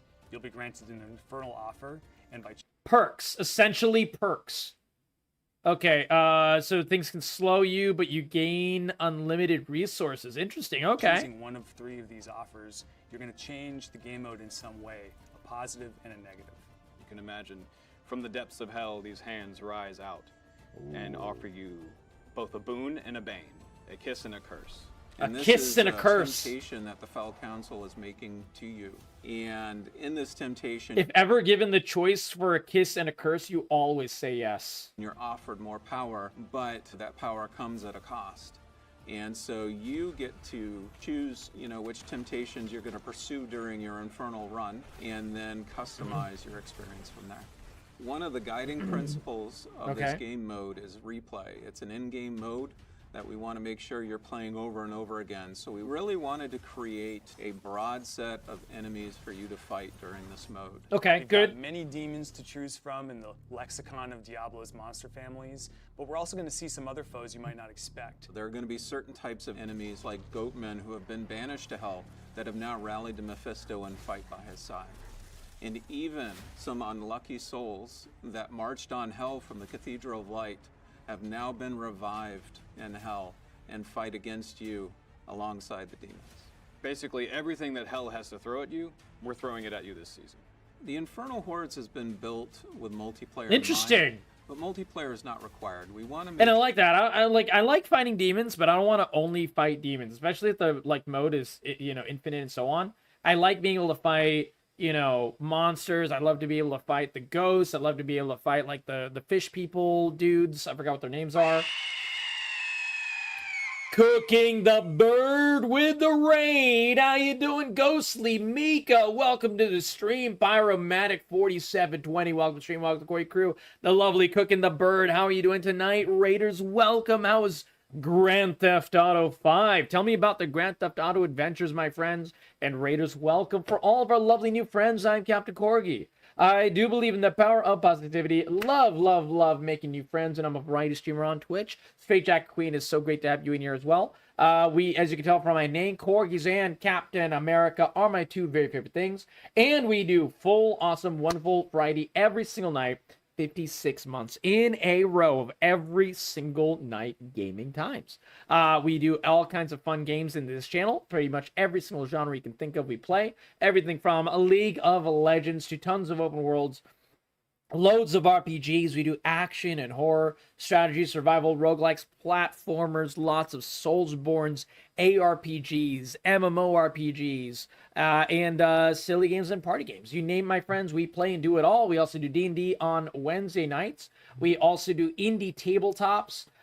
Pretty much every single genre under the sun, from cooperative and competitive shooters to even just, just chatting about nerdy things. Sometimes we do just chatting about in-game updates for games that we play. Sometimes it's about movies, and sometimes it's just a big old rant about the state of, a gaming company trying to screw over its players or whatever, and everything between. So welcome, one and all. And yes, Pyromatic and Straight Jack Queen, there is a giveaway active, so join that giveaway. The giveaway is open to all people following the stream. So Ghostly Miko, my friend, what kind of games do you enjoy? If you enjoy the good vibes, drop a follow so you can join our giveaway, my friend. The giveaway is completely free to do, and it is a tailor-made giveaway. So no matter what kind of game you like to play, watch, and enjoy, you will be guaranteed to get something you like. Cooking the Bird, my friend, join that giveaway as well. We would love to have you in there. Absolutely. Straight Jack Queen, tell me about your night. So lovely to have you in here. And how is the new city Cooking the Bird? We did a D&D one-shot earlier tonight. I started at like 9 p.m., which is awesome. So it's been like a 6-hour stream already. And now we're doing a little bit of news about the upcoming changes and season of Diablo 4. And then after that, we'll be doing other fun games. We got a couple of games on the list, like, we started a brand new MMO last night called PAX Day. We got some League silliness to do. We got a lot more discussions of other kinds to do. A little bit of everything. And we put everything up all the time, also on YouTube every single morning with a new video for the past 7 months. So you'll always have a variety of awesome content to enjoy fully. Welcome. One and all, it means the world to have you in here Cooking the Bird. And thank you so much for the raid, for the love.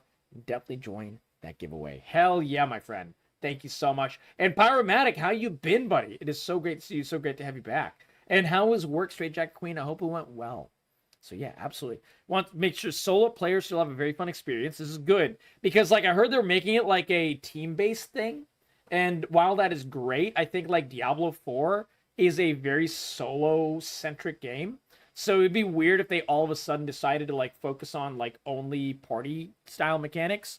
I like Diablo 4 a lot. I like the Diablo 4 community, but they're quite insular. I think I have only purposefully grouped up with people from this community. And as in, like, people have invited me to group up. But generally, when I'm playing Diablo 4, I never get invites from, like, random people in the world or anything ever. So all of a sudden requiring that of the player base, I think would be very jarring, and I don't think would be very successful. So I'm glad they're not doing that. I hope they're not doing that. We'll see. That solo players still have a very fun experience in the Infernal Hordes. Okay. Now, that said, if you roll in with a party, you're going to have a lot of fun. This game mode is going to appear in the Eternal and in the Seasonal realm, and that means that once the season is over, it's here to stay. The Infernal Hordes is unlocked at World Tier 3, so really what you need to do to access it is earn your way up to World Tier 3 and then complete an Eternal quest line that takes you back to Hell, and then... Look at those glowy hands. That's really cool. That's cool, man. Unlocks the Infernal Hordes. They're like grabby Tier 1 hands. and 2 players, we've built out a seasonal progression that'll help them become more powerful in order to be able to confront the Infernal Hordes. First is you can earn reputation, and that reputation applies to a reputation track. Thank God. One of the best changes for Season 4 compared to other seasons was the entire reputation track for the Iron Wolves. I think it was called the Iron Wolves. And for the Helltides and stuff, you would get, like, you know, every so often you get, like, some cool uniques. You even got, like, some of the like really, really strong uniques as leveling uniques, essentially, if you pick them up early enough. And it, like, really helped you progress along, and you could do it for every single character again. I loved this. This was so cool, and this was such an addition to the game. So yeah, I'm very, very glad, and I'm so glad they're going more with this. I hope every single season you get more. At the end you got a stone. I never actually finished the season mechanic for this. Yeah, I mean, I played a lot of season 4, but I never actually got to the very end. Or maybe I think I earned it, but I never actually, like, clicked the button. So I have no idea what the stone does. But at least we had a lot of fun until then. That earns lots of really cool rewards that'll make you more powerful as you progress onto World Tier 3. The other thing we've built are micro-dungeons called Hell Breaches that offer a glimpse at the Infernal Hordes mechanics. Free uber unique, yeah, exactly. A chance to learn the mechanics before you confront the Infernal. Which is so good. You're exactly right, Polar Cat. Yeah. So the fact that we're able to get a essentially free uber unique means that a lot of builds that rely on the uber uniques, which are generally very, very, very, very, very hard to find. And it was almost a meme because they put a lot of work into uber uniques, right? And they, like, talked about the changes previous to season 4 about the uber uniques, and no one could get them because it was like a 0.00001% chance to get an uber unique. And so I remember making the video several times of, like, why the fuck are they bothering making changes to uber uniques? No one gets them anyways. And now they've, you know, added the mechanic where we can actually at least get one. And it's made a lot of difference, actually. It's made a lot of difference. Like me, I don't play enough to get the uber unique from random drop. So being able to get it in another mechanic is so fucking good and helpful. And I'm so glad they're doing that. They need to continue doing things like that to make the game accessible for the population they made this game for. And yeah, and one did drop. There was the freaking Ring of Starless guy. Yeah, exactly. Yeah, exactly, Polar Cat. And it's really good that they're doing that because you know, we want to be able to play with cool things. And this game is made for casuals. This isn't Path of Exile. And it should never try to be something as dense as Path of Exile. It should be, you know, the easier game that is much more accessible, that you can have a lot of fun with and continue returning back to every season because it's very, very accessible. And, it, you know, goes for the Diablo dads, I think was what they termed it as the population. Hordes at World Tier 3. The final boss in this season is the Fell Council. And the Fell Council is some familiar faces that you might recognize from Diablo 2. These were priests Talent of the Twigs. Zakarum. Yeah, I mean, honestly, like, I think the what's it called? The Spiritborn is showing what they could do better with the talent trees. And I really do, Aku, when I made the video for the Spiritborn, which I put up all of the Spiritborn information on YouTube. So if you've not seen that yet, check it out because I put a lot of detail on those. But the talent trees are pretty interesting for at least the skills and stuff in for the spirit form. And I really hope they revamp the other characters. Like Druid is just going to be lesser to the Spiritborn in every single way, for example. So that would need like a little bit of a revamp with some of the skills and stuff. And I hope they go through all of the classes, the previous ones, and kind of like, you know, raise them all up to be interesting, or as even like a fraction as interesting as Spiritborn.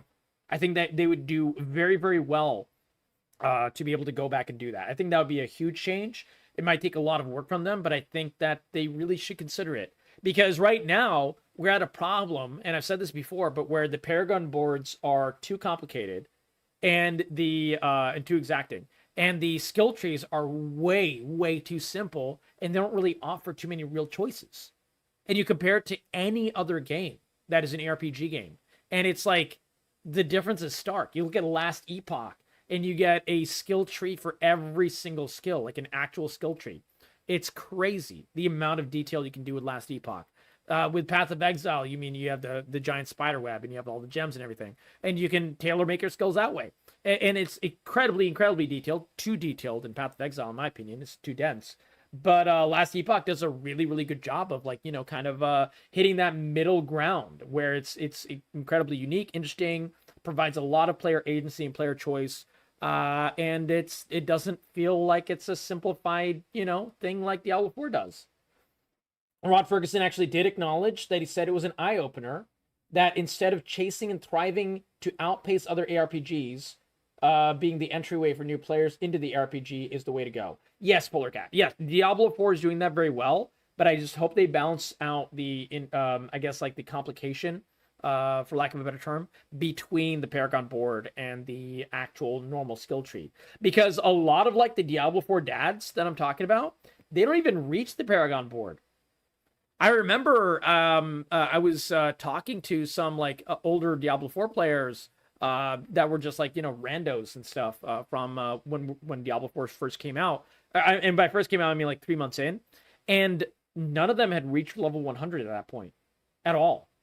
And that's what, like, the game is catered to, which means a lot of those people had only just started out their Paragon boards, which is insane when you think about it, right? Like, it feels like, wow, how is that possible for 3 months? But that is like the normal Diablo player. So if the normal Diablo player is not even seeing the nuanced Paragon boards, maybe they should take some of that nuance out and add some more nuance to the basic talent trees because they're so plain. That's what I'm saying. That's what I'm saying. The men who were corrupted and basically became... Aku describes it very well. Why play Druid in Diablo 4 and Primalist is an option in Last Epoch and makes it infinitely better than Druid in Diablo 4 in every single way?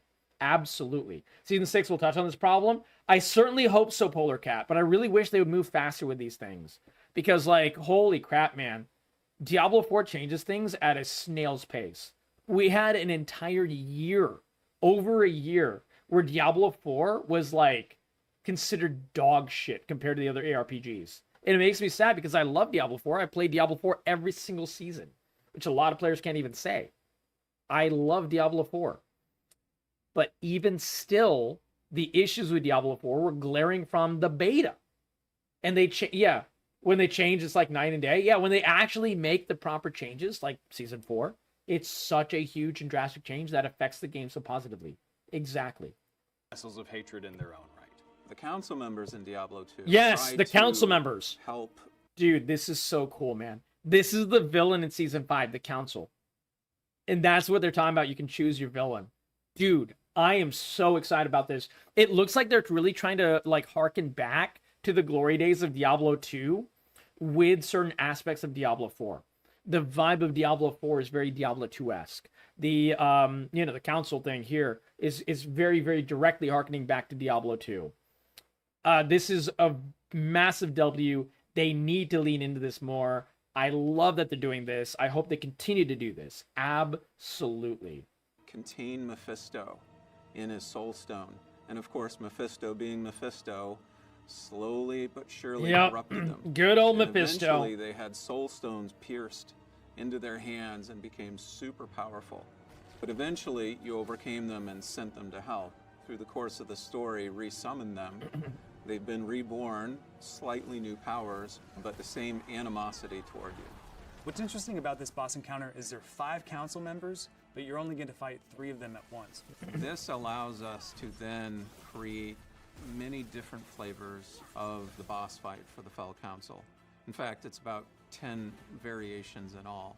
And so every time you go into that council fight, there's a very good chance you're going to have a different fight than the last time you played it. We think it's going to offer a lot of replay for players. What we also introduced during these waves are opportunities for you to earn ether. Burning ether is the resource. This is the new resource that they're adding during the Infernal Hordes that you can then spend at the end of the activity.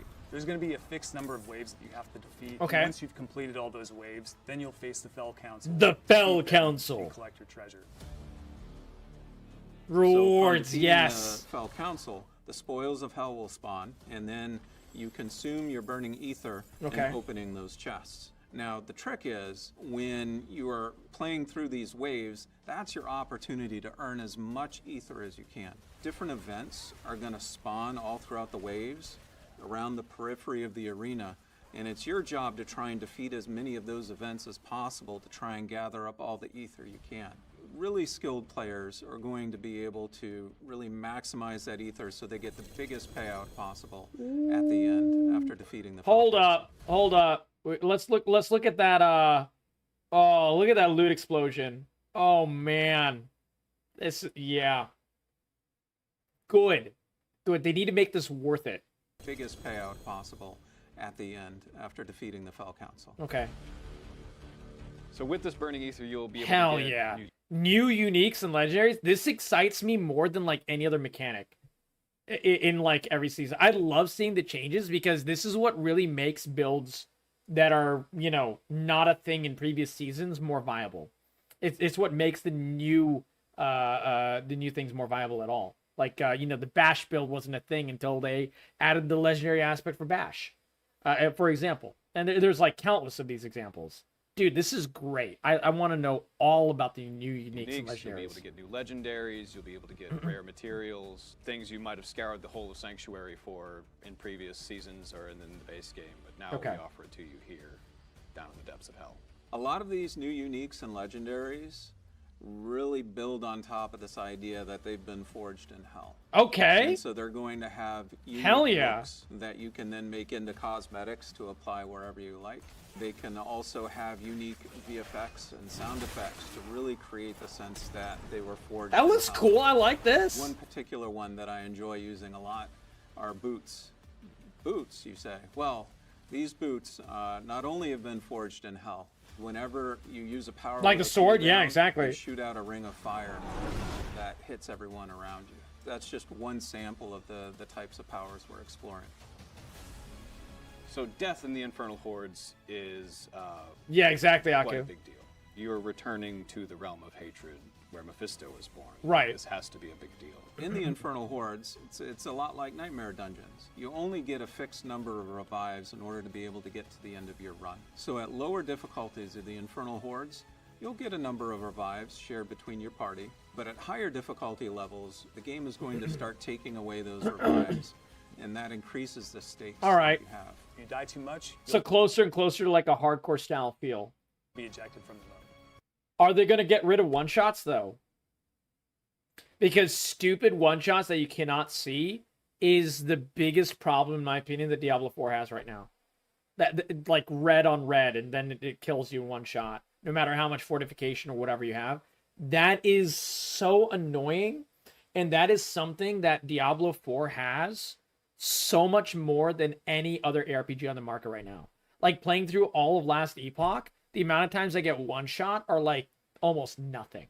Like, it's happened before, but it's extremely rare. But in Diablo 4, it happens all the time. So if you get to, like, you know, this endgame infernal boss thingy, horde council thing, and you just get one shot a couple of times and you lose all your rewards, that's just gonna feel bad. I really hope they focus on the one-shots. I really don't like the one-shots. In the Infernal Hordes, we created a lot of new ways for monsters to ambush the players, and so I'm pretty stoked to see how our players respond to these. The seasonal quest line and the eternal quest line, they have lots of little surprises and twists and turns in them. And there's even some surprises we've buried deep within the Infernal Hordes that hopefully players will have a great time with. I hope so. August 6th, man. That is 5 days away. Who's excited, man? Who's excited? I'm super excited. I'm super excited. I mean, I will start with Druid because Druid will be the weakest. And if I play any other class before I play Druid, it'll feel like Druid is not worth playing. So just like I do every season, we'll be starting with the Druid. Yeah, you're hyped. You can't sleep. Yeah, man. Well, definitely get some sleep. It's 5 days away. Poor cat. I need you to get some sleep before it. If I owned it, I would. Well, don't worry, Kawhi. I'll make sure you can enjoy it in here in the meantime. And yeah, I'm excited. What change of Diablo 4 Season 5, this season of Infernal Hordes, are you most excited for? Are you excited about the uniques? Are you excited about the legendary aspects? Are you excited about the hell? Going back to hell? Are you excited about the Legion Council? Or what? Let me know in the comments below. I would love to hear your input. Personally, for me, it's easy. It's absolutely easy. New items, new legendary aspect, new uniques. That is what really, really makes these Diablo seasons for me. A lightning mage? Oh, dude, hell yeah. That's what makes the game for me. So hopefully we'll get something really, really cool. Some cool builds and cool, fun stuff. Absolutely enjoy. And we'll catch you in the next video. Thank you so much. Share it with your friends. There we go. Sorry, I had to do a little bit of an outro for the YouTube video. This will be absolutely going up on YouTube very, very soon as well. But legitimately, I'm extremely excited for Diablo 4 Season 5. Season 4 was really good.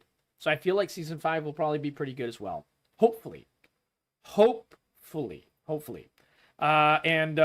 is a little... Oh, you know what? We'll do this. This is the Frosty LaRue meme video for Path of Exile before the League. So I think this is like all of us playing Path of Exile. I don't think I'm in this one. But that is totally fine. I was very lucky to be even in a couple of them.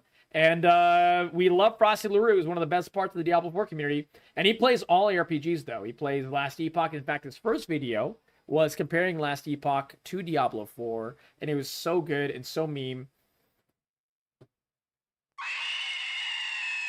I saw the raid. Welcome! How are you doing? Wait, is it Jester's birthday? No way! Happy birthday to you! Happy birthday to you! Happy birthday, wonderful Filthy Jester! Very happy birthday to you! And countless happy returns, my dude. Happy birthday, dude. Who said that? Glorious Nutsock said it's your birthday. Is it not your birthday? Wait.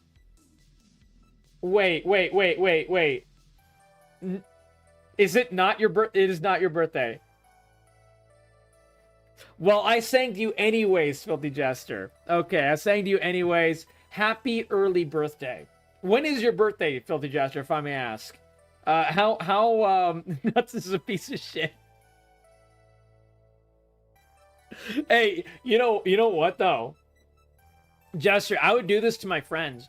There was about a span of a year in college where I would take my friends out to, lunch or dinner all the time. And no matter where we went, I would always tell the people it was their birthday. So like they would come out of the restaurant, the waiters and stuff, and they'd come out with a little song, a little cake and everything. And every single person that I did that to would absolutely fucking hate it. It was so funny. And it's like one of those pranks that is like quite relatively harmless. So I enjoyed that one. It was a very good time. And buddy, I'm doing great, my friend. I'm doing great. We're actually covering a lot of news tonight. We've been on a really, really long. I've been on for about 6 hours already because we started with Dungeons and Dragons tonight. So I don't know if do you play D&D, Filthy Jester? Out of all the times and all the years I've known you, my friend, I don't think I've ever asked you about D&D. But we do D&D on Wednesday nights. We do one-shots, and this was a really awesome one shot that had a lot to do with like Cthulhu stuff. FND, there you go. Oh, you were raised on D&D. Oh, hell yeah, brother. Hell yeah, man. That makes us so happy. Well, we do D&D one-shots in here on Wednesday nights. Not every Wednesday. It's like every 2-3 weeks or so. We're able to pull a one-shot. And it's a lot of fun in here. It's a lot of times new players and all kinds of craziness. There are always signups in our Discord because it's an amazing community. We have an entire D&D section of the Discord. It's always a really, really good time. But in general, by the way, for all of our lovely new friends from the amazing Filthy Justice channel, we do full variety here every single night. 56 months in a row of excellent variety gaming goodness. Every single game genre under the sun, from League of Legends to open worlds, lots of RPGs. We do action, horror, strategy, survival, roguelikes, platformers, tons and tons of simulation games, a bunch of first plays and hard modes of every single kind, including Soulsborns, roguelikes, and platformers, but more than almost anything else, wonderful, fantastic horror. We also, like I said, do lots of D&D on Wednesday nights. We do a bunch of ARPGs, like Path of Exile and Diablo 4 and what's it called? Last Epoch and everything between, and even a lot of MMOs.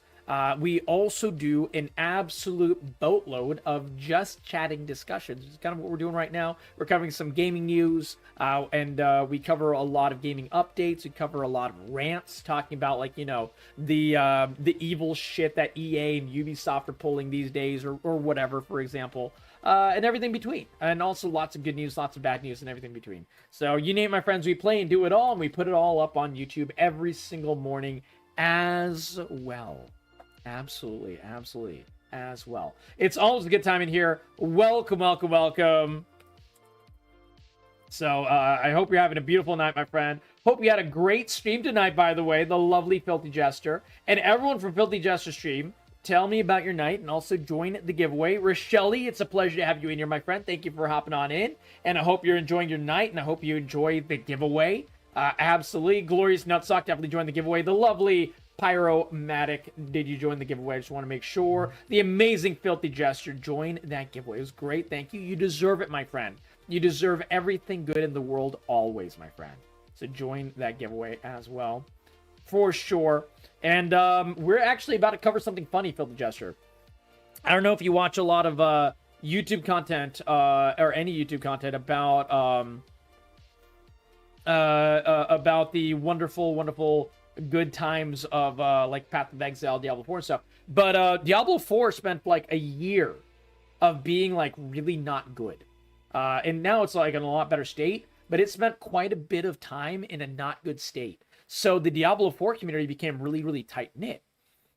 And one of the new content creators that came out of the Diablo 4 being dog shit era is a guy named Frosty LaRue.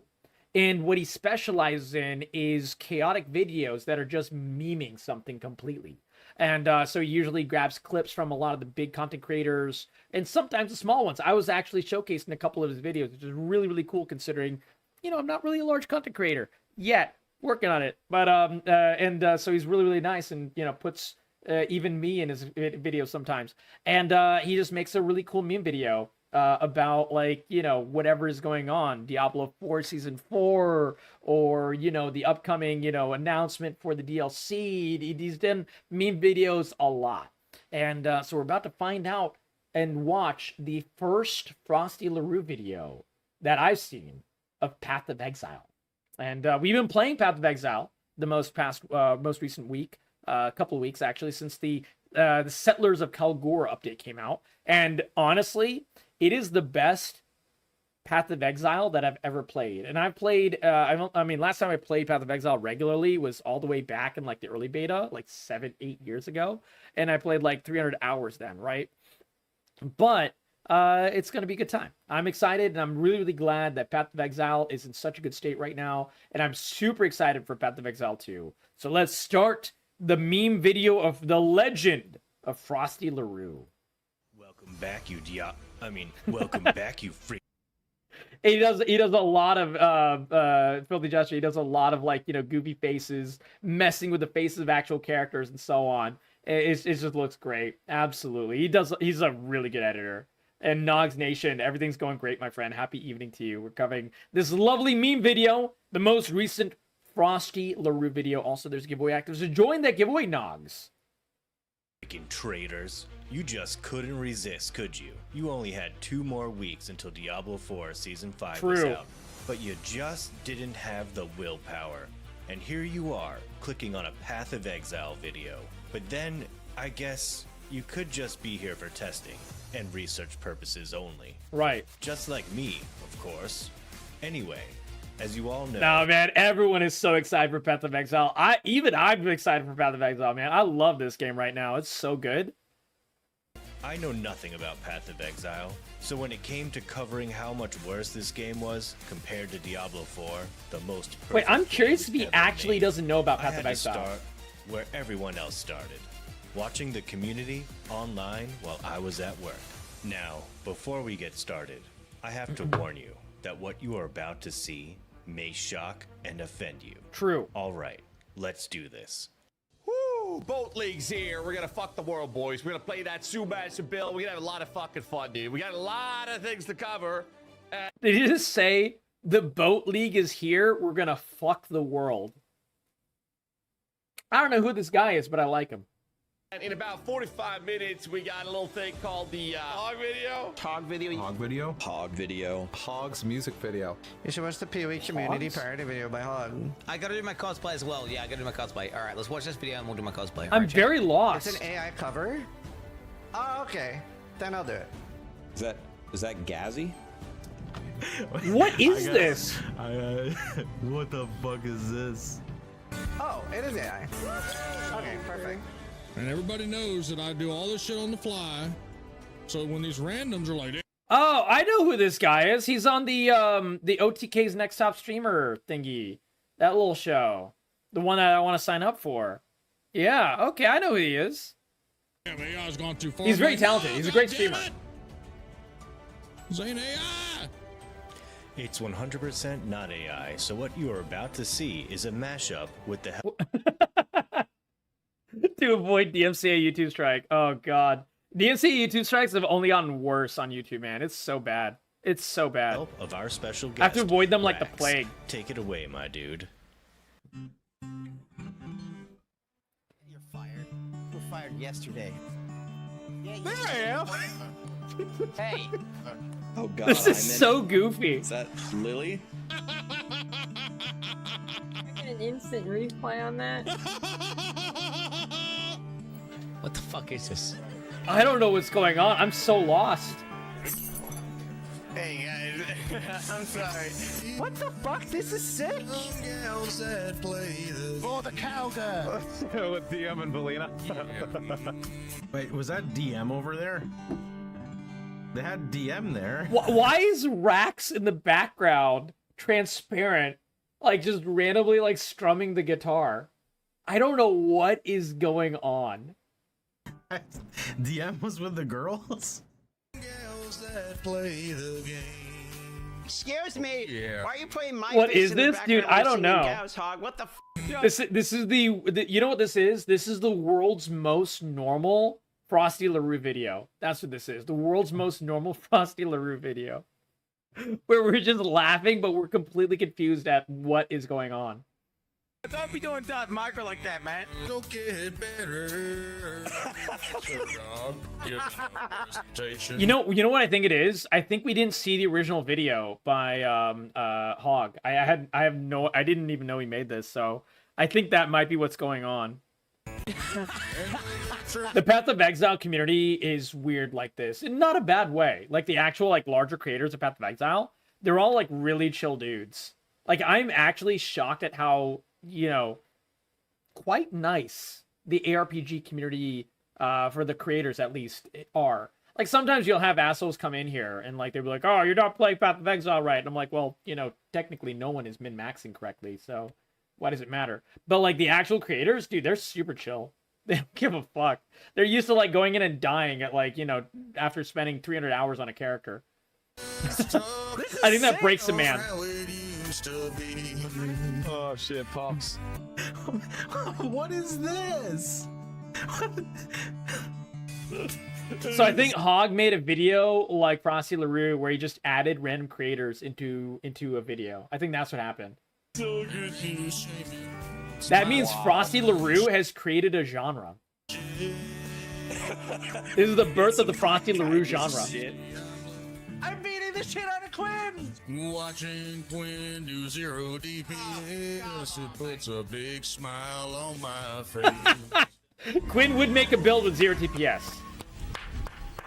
Right. That was so fucking good. What a fucking legend. Oh Holy my shit, god. I love that. That was so fucking good. I need to watch this at some point. Bro, how am I not subscribed to If it you? doesn't That give was me, if it gets me fucking DMCA, I might watch it off This stream. was hilarious. Watch Hog video you in it? Bro, back up the stream about 30 seconds. We just finished it. Fucking Hog, dude. Have you seen the Hog video? Hog, are you in chat right now? Show yourself. But hey, it's Hog! Oh my lord. Hog, we just watched your video. Here's my prompt. Okay, here's my prompt, Hog. Some gals that play the game. You say there's some gals that play the game, and then you immediately... It's because of the hair, man. It's because of the hair, DM. And it's so easy to meme DM. DM is Darth Microtransactions. Darth Microtransaction reminds me of one of my really, really good IRL friends named Tui. Long flowing hair, you know, very, very sweet, very goofy. Unintentionally says the wackiest shit sometimes. I mean, there's a reason. There's a reason. Show me. What the... You're the bartender. Big love to Tui, yeah. No.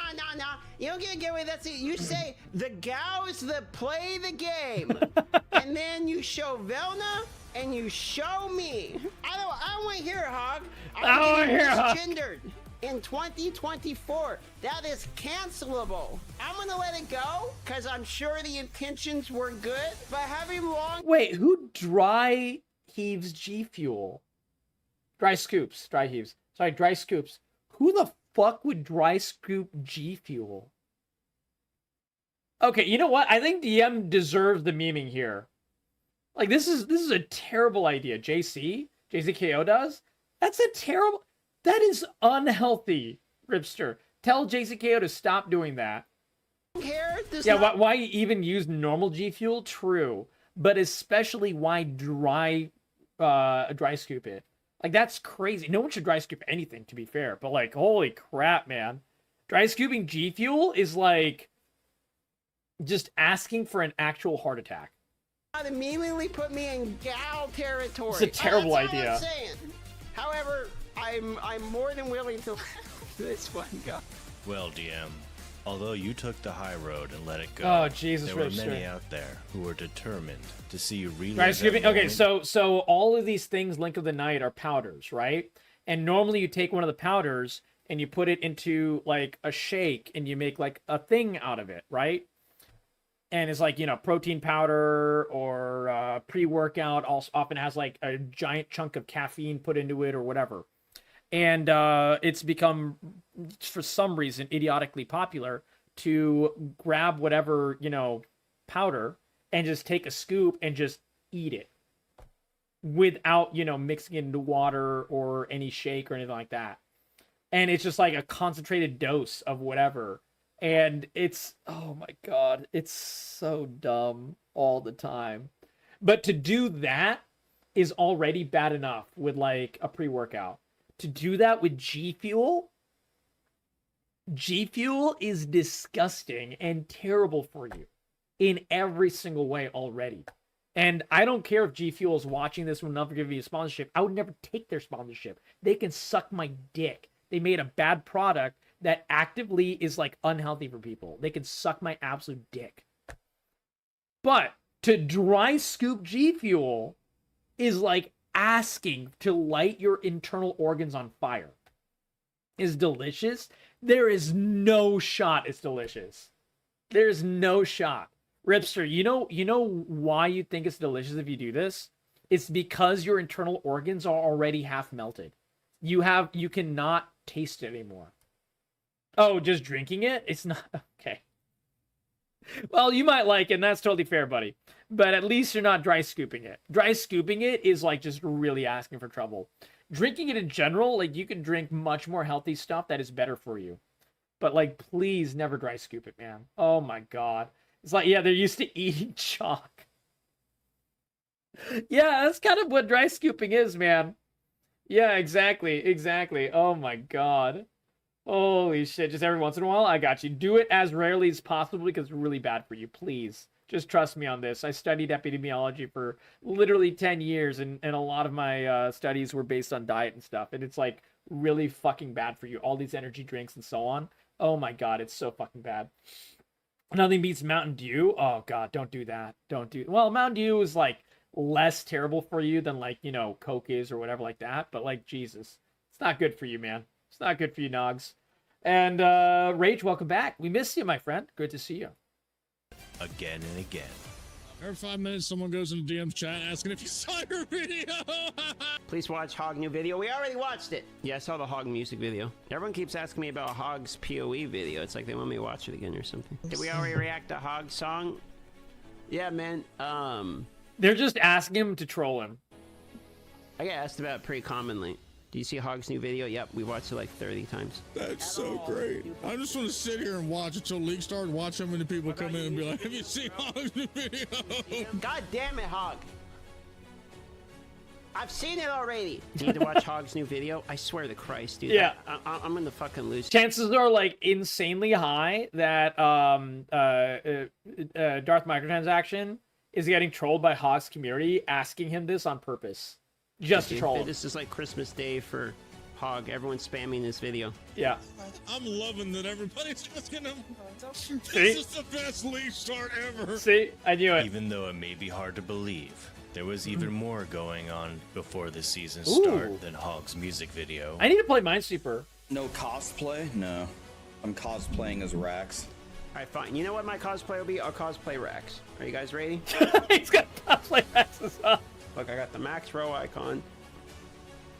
Hey guys, I'm bad at Path of Exile, but yeah, that can do a 4-hour speed run. It's me, Mr. Mage Blood, twice in the same kill. Oh my god. There's your cosplay. You want to cosplay? That's pretty good for Rax, yeah. I did not see Quinn's cosplay. What's Quinn's cosplay? He was too loud I'll go check to be Rax. What did I stumble in on? What is he doing? I'm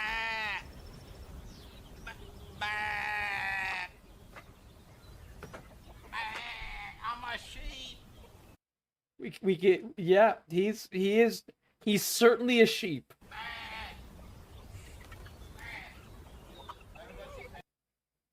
He just clicked on it, yeah. So that's all he can do. That's all he can do. It's a sheep cosplay. Oh, he's a sheep. Jesus Christ. This is what Path of Exile does to a human being, guys. This is Path of Exile. This is a brain on Path of Exile. World's most normal Path of Exile streamer right here. Most normal. That's pretty realistic, right? Jesus Christ. That was his wife behind him? No. I don't know if he's married. Is he married? Good cosplay. Also recall. Alright, censored. Censored. So many ridiculous things happening today. Frosty, how many different streams do you have open right now? Do you want to kill 5 more minutes? You could watch I Love This Game by I Hog. wonder if Frosty has ever been in the stream lurking. Stop I'm curious. mentioning Hog's He's video. usually lurking on a lot of, I like, already you know, watched ARPG players. I watched it.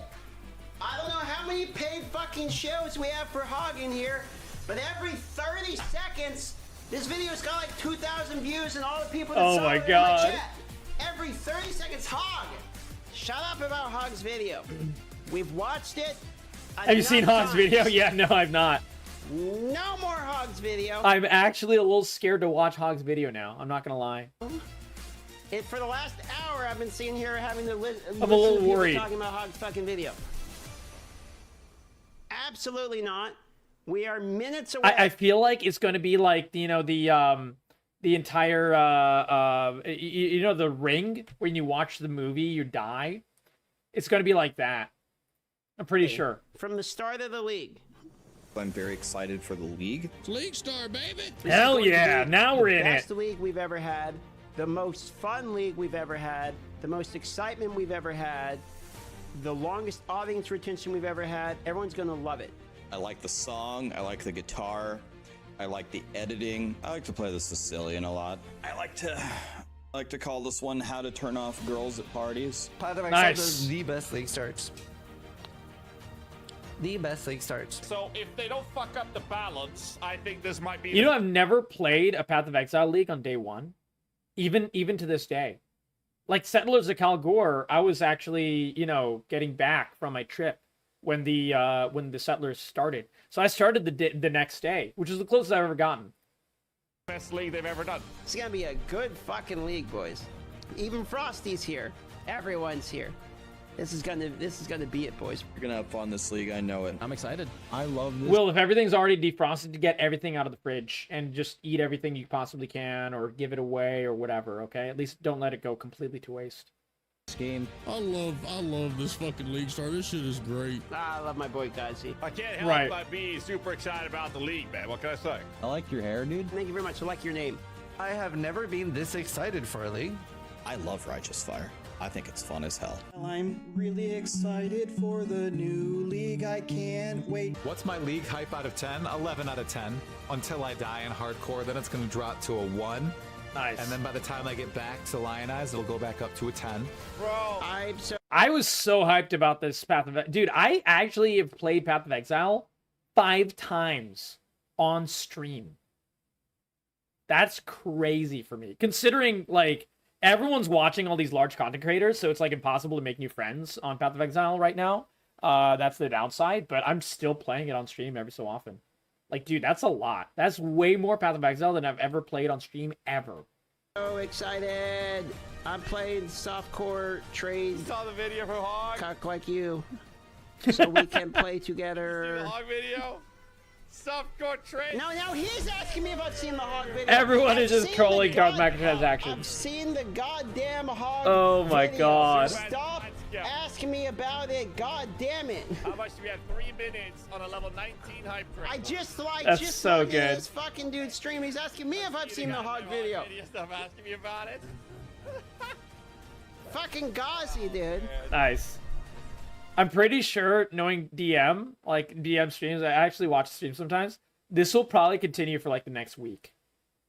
Like, it's not going away. Break it up with you. I'm breaking up with you. You're not breaking up with me, man. Well, I guess before I end this video, we should show a little bit of the new season. Yes. See how people are liking it so far. This is your last chance to get coffee, get your snacks, get everything ready, get all your shit prepared, your loot filters, all that shit. Get it ready, boys, because it's about to get down. I started this so late. For the constant hi DM, how are you liking the new league? Yeah, we're gonna be literally waiting for the queue on the beach, and people are gonna be like, "How's the league? How do I like the league so far? So far, it's the best league I've ever played. Easily the best league I've played, right, boys? Yeah, Polar Cat, I know. This is like the best league ever so far, man. It's not letting you. Wow. Okay. I already crashed and my dude. Since I. Dude, there was a bug. I couldn't even get into Path of Exile until I fixed, like, I literally changed like 7 different settings. And it took me like 3 hours to even get into Path of Exile. And it was like some weird like graphical error that I was getting, specifically with like my card or something like that. It was so weird. But yeah, it wasn't the smoothest launch. Back of the Queen now, right? How did I like the league so far? Dude, the health bar of Hillock got a complete rework. It was crazy. The 2 minutes that I played felt great. Yeah, it's so good, man. It felt great. It was huge. Jesus Christ. Can he beat all of Path of Exile in 6 hours? I've played for like 20 hours and I'm only on Act 2. Jesus fucking Christ. Frosty, according to my YouTube thumbnail and my Twitch stream, this is the greatest league of all time. Dude, look at gold! This is why I could never main ARPGs. I can't main any genre because I'm too ADHD, but I could never main ARPGs because, like, you probably cheat. No. People know these games, like RPG streamers, Rage. They play like hundreds and thousands of hours of a single ARPG in like freaking like a month. It's crazy. These guys live and breathe the game. Like there's a lot of legends here, and a couple of them like they played like nothing but them. Like the guy who was praising the video, and saw the sheep thing going on. Where is that? This guy has been playing RPGs since like fucking Diablo 2 on stream and stuff. Like he's a legend. He is an absolute legend. He was like one of the top players of Diablo 3 in the entire world forever. And so yeah, this guy like plays Path of Exile on the regular. He knows like everything about the game ever. He's insane. And that's like just one example. This guy, he looks like a weirdo, but he plays a lot of RPGs. He knows these games like the back of his hand as well. And so on and so forth. It just goes on. Like all these players, they live and breathe. So what they did was something that I've never done. They've niched down to like one genre. I don't do that. I play everything. And that makes it really fun for you guys to enjoy. But yeah, it's not the easiest thing to grow a variety community. And you've been playing since you were 4? Yeah, exactly. Hey, man, I played Diablo since Diablo 1. I completely agree with you, Polar Cat. Absolutely. But, like, you know, I didn't used to stream or anything like that, so, yeah. Ever played. Easily the best league I've played, right, boys? That's what these games are a lot about knowledge, Rich. They're very knowledge heavy. And Path of Exile more than any other. Okay, I already crashed, and my... Dude... Since I crashed, I go to the back of the Queen now, right? How did I like the league so far? Dude, the no, yeah, we're gonna watch this part. Bar of Hillock. Yeah, the good old Hillock. Hillock is the first boss in PoE. Dude, look at gold! Dude, look at the gold changes are really cool. Oh my god, did you see being that able to respec and everything? Holy crap, did you guys see that? If any of you Diablo 4 superfans made it to the end, please know this was just a video and no images of skill trees with more than 2 paths can hurt you. And any live stream you saw of me playing. Oh, this is so good. Oh my god. No images of skill paths with more than 2 paths can hurt you. Very, very, very true. Last Epoch needs a better pickup range. Yeah, there's some nitpicks that can definitely be fixed in Last Epoch. Absolutely. It does the big stuff really well, though. This abomination of a game was strictly for testing purposes only. Thank you so much for watching. I'm a Diablo 4 super fan, but there's another game that holds my hand, though I can't admit it in the light. Path of Exile keeps me up at night. When they see me playing PoE, I say it's not what it seems. I'm just testing things, don't you see? But secretly, it's my favorite dream. Diablo 4, oh yeah, I swear I love it more than I can bear. But in the shadows, I oh my god. Alright, that was good. Give it a like, give it a sub. You know, Frosty LaRue is an absolute legend. I'm already sub to him. I was so confused, but this was hilarious. Path of Exile is definitely the RPG I know the least, but it is still a very good game. There we go. There we go. If you like this video, give it a like, give it a sub, share it with your friends. We got some new gaming news up as well. You can see what the next thing we're talking about will be, by the way. So get ready. A new Fallout game. What does this mean? Let's find out in a few minutes. I gotta pee, and then we'll continue. Be right back, guys. Join that giveaway, you beautiful beings. Join that giveaway. Giveaway's active.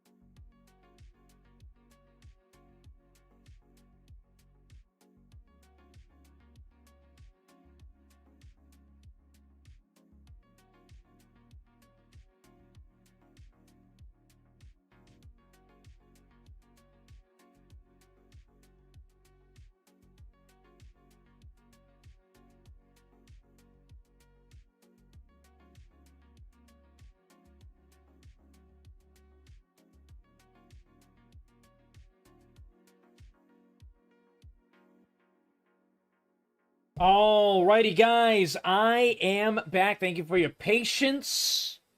I'm excited for this because I actually don't really know much about this at all. So, this is basically a game that I think a fan made. This is essentially like a mod that they just essentially made into an entire game. And obviously it's called Fallout London. We're very familiar with Fallout games. I've played a lot of Fallout. I've played Fallout on this stream. I played Fallout 3, Fallout New Vegas. When the computer was dead, we played those games. We also played Fallout 4. We played Fallout 76 even. And I'm very, very excited to figure out what this is exactly. So let us see how this goes. Absolutely. Welcome, welcome, welcome to Lovely Bat. How you doing, buddy? It's so good to see you, my friend.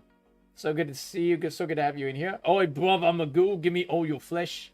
It's Tuesday, innit? Exactly. Fallout with knives only? I don't know, man. Yeah, maybe it's the world's most normal Fallout London, where it's knives only, and you just, like, you know, you play football. And you just, you know, you rabble-rouse with the boys, and so on. There we go. Oh my god! All right, let's see what Fallout London is actually about. Welcome back to another episode of Before You Buy, the show where we get unrealistic already. London, where you can actually have a gun? There's no way. This is not real. Yeah, this is not London. Sorry, guys. I'm kidding. Give you some straight-up gameplay and our first impressions of the latest games releasing. Hi, folks, it's Falcon, and today I'm taking a look at the highly anticipated Was that a bulldog? Fallout London mod for Fallout 4. Ever hear of Enderreel for Skyrim? It's basically Yes. that, but for Fallout. It's Okay. a massive total conversion that completely overhauls the game with a new setting, new gameplay mechanics, new enemies, new weapons, new everything. It's super ambitious. It's basically another game. I love a good total conversion mod. They're basically the holy grail. Sometimes the total conversion mods are so good that Bethesda just hires the guy making them. Volume is on max, actually. Here, what I can do is turn up the OBS. There we go. Trail of video Is that game better? mods. Many are attempted, few actually ever come out, but when they do, you better believe I'm there. When dedicated fans go in and completely transform a game into something new, that's exciting to me, Holy especially shit. when they're using a setting as rich with possibility as Fallout. The Right. idea of a Fallout game set somewhere other than the continental US is I wonder about the legality to stream this game. I'm curious. so intriguing because it means that everything is new again. As much as I love these games, the world building does start to feel a little small at times, so having a game where there's none of the established factions like Brotherhood of Steel, it's very exciting. It's like a blank slate for someone to come in and... I didn't even think of the fact that Brotherhood Steel and the NCR and everything won't be there. Interesting. make something that feels Fallout, but without all the stuff we've seen a bunch of times already. On that front, Fallout London delivers in spades. Actually, it delivers in pretty much any conceivable way. This is up there with the most impressive mods I've ever played, period. It's not without some understandable flaws. I mean, at the end of the day, it's a passion project made by fans, and it's completely free. Although, if you like it, you can go to fallout4london.com and donate to them, and I would highly recommend it because this kind of effort deserves some reward, honestly. Everything about it is just so frickin' impressive. One thing I want to make clear is that this is very much a first impressions kind of review. The mod's long. Yeah. I've really only scratched the surface. So I can't quite say if the... I'm interested in playing this. I've been to London many times. As much as I'm memeing London, it's because I've been there a lot. And I know London very, very well. There are two Elder Scroll total conversions, and they're legal to stream. Are they really? Interesting. Quality is consistent all the way through yet, so keep that in mind. And one more thing before starting is there's a little troubleshooting to be done. It is a mod, so getting it installed isn't as easy as simply pressing install. There are a few more steps. The game requires Fallout 4 to be installed, obviously. This is good. Yeah.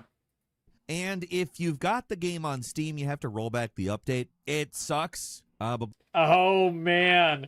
Okay, that'll be a pain in the ass. That will absolutely be a pain in the ass. Blame Bethesda on that one. Their next-gen update kind of broke a ton of mods, this one included. If you've got a GOG copy of the game, the process is a lot easier because that version doesn't have the next-gen updates. So all you have to do is install Fallout 4, then find Fallout London on GOG and install that. That's it. It's got its own page and everything. So if you're not the modding type, then it might be just worth rebuying Fallout 4.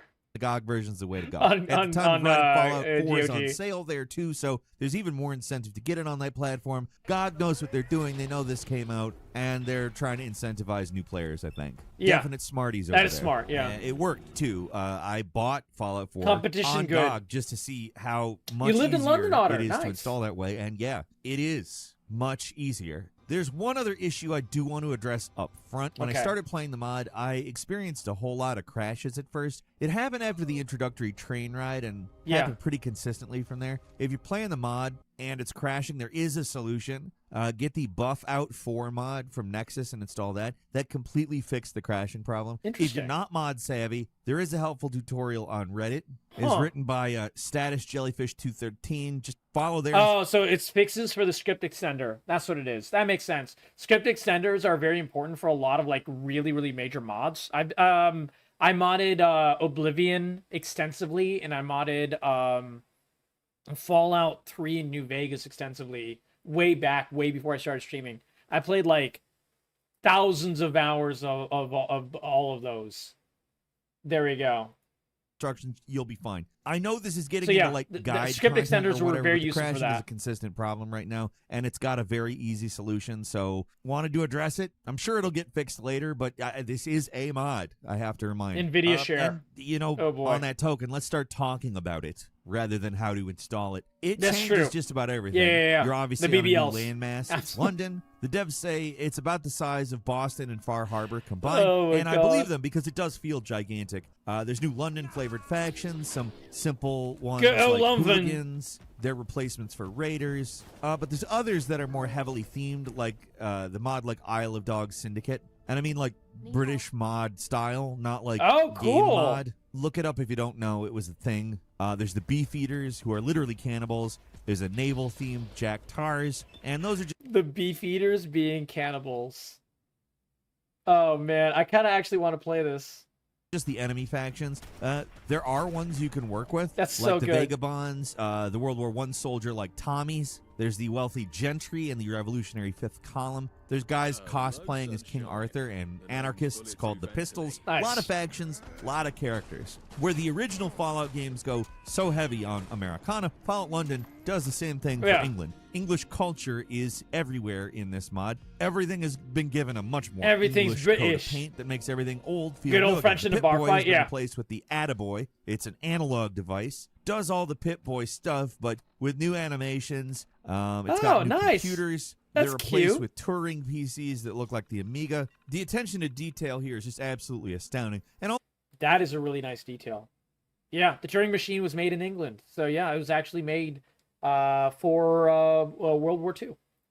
all the new stuff fits in Yeah, really attaboy, well. yeah. It doesn't stand out like a lot of mods tend to, and that's a good thing. I'm not saying that is a bad thing. I like It this. This is feels really like cool, a man. professionally developed thing. Every single character fully voiced, and rejoice That's because crazy. they've completely reworked the dialogue system here to be more like the older Fallout games. It's Holy crap. Thank God. So there's like actually skill checks and everything? Dude, okay, this is already worth playing just for that alone. Holy crap, man. pretty much exactly like Fallout New Vegas, and for me, that's a big improvement. We're back to a silent protagonist, but having all these options for dialogue is a lot more Fallout in satisfying. any setting would I be can't really even cool, imagine how Polar much Cat. work it must Like have been to Fallout get all these Japan? voice performances in the game. That'd be- There's that'd a be lot dope of it. as hell. And most characters have additional dialogue just for flavor. Not all the voice acting is excellent. Some of it sounds a little amateurish. Not fine. bad, Doesn't but not matter. great either. At some point, they're going to have to realize that Falcon is a pretty good voice actor. Could easily do a small part in one of these things. Come on. Oh my God. I like how he put himself on top of the lady with the giant tits as well. Man, off you go. Perfect. But for the most part, it's actually quite good. Like, really good. Way better than you'd expect.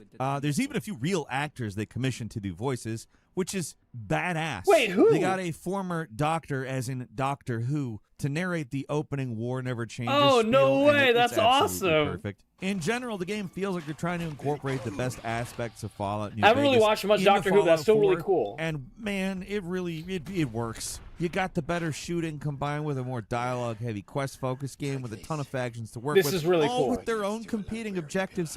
It's good. Right from the start, you're given the option to either work with the Vagabonds, a Peaky Blinders style game, or Peaky the fucking Thames Folk Blinders series of quests. So the Oh, dude. I wonder if there's an actual Peaky Blinders reference. Peaky Blinders is like one of the best freaking shows, man. Peaky Blinders is insane. game's already starting off pretty open-ended with the story. You're going to want to do those quests at the start, though, because the game's pretty unforgiving at first. I play it on normal, which is it's a pushover difficulty level in Fallout 4, but in Fallout London, I'm constantly getting killed by anything and everything. Good, it's For one thing, difficult. the I game love starts this. you off with two pretty serious negative traits that can only be removed by advancing the main quest line, and for another, this game is just tougher in general. You just get negative traits for dying? That is hilarious. They start you off with basically nothing. Getting resources is tough early on, ammo scarce, everything's expensive, and healing comes at a premium. I mean, at least you can still sleep to restore health, but when you sleep, you also run the risk of running afoul of one of the game's new starting traits, Sleepwalker, which makes you wake up in just random new places. That's, I mean, it's a good idea, and I like it. Funny. But also, wow, when I say random, I mean random. I mean, it's a great new little wild card perk, you know? Throws in this layer of unpredictability. I really do like it. The actual gameplay is mostly the same. USA, baby! So there are some American holdouts in London. You just have to be more careful.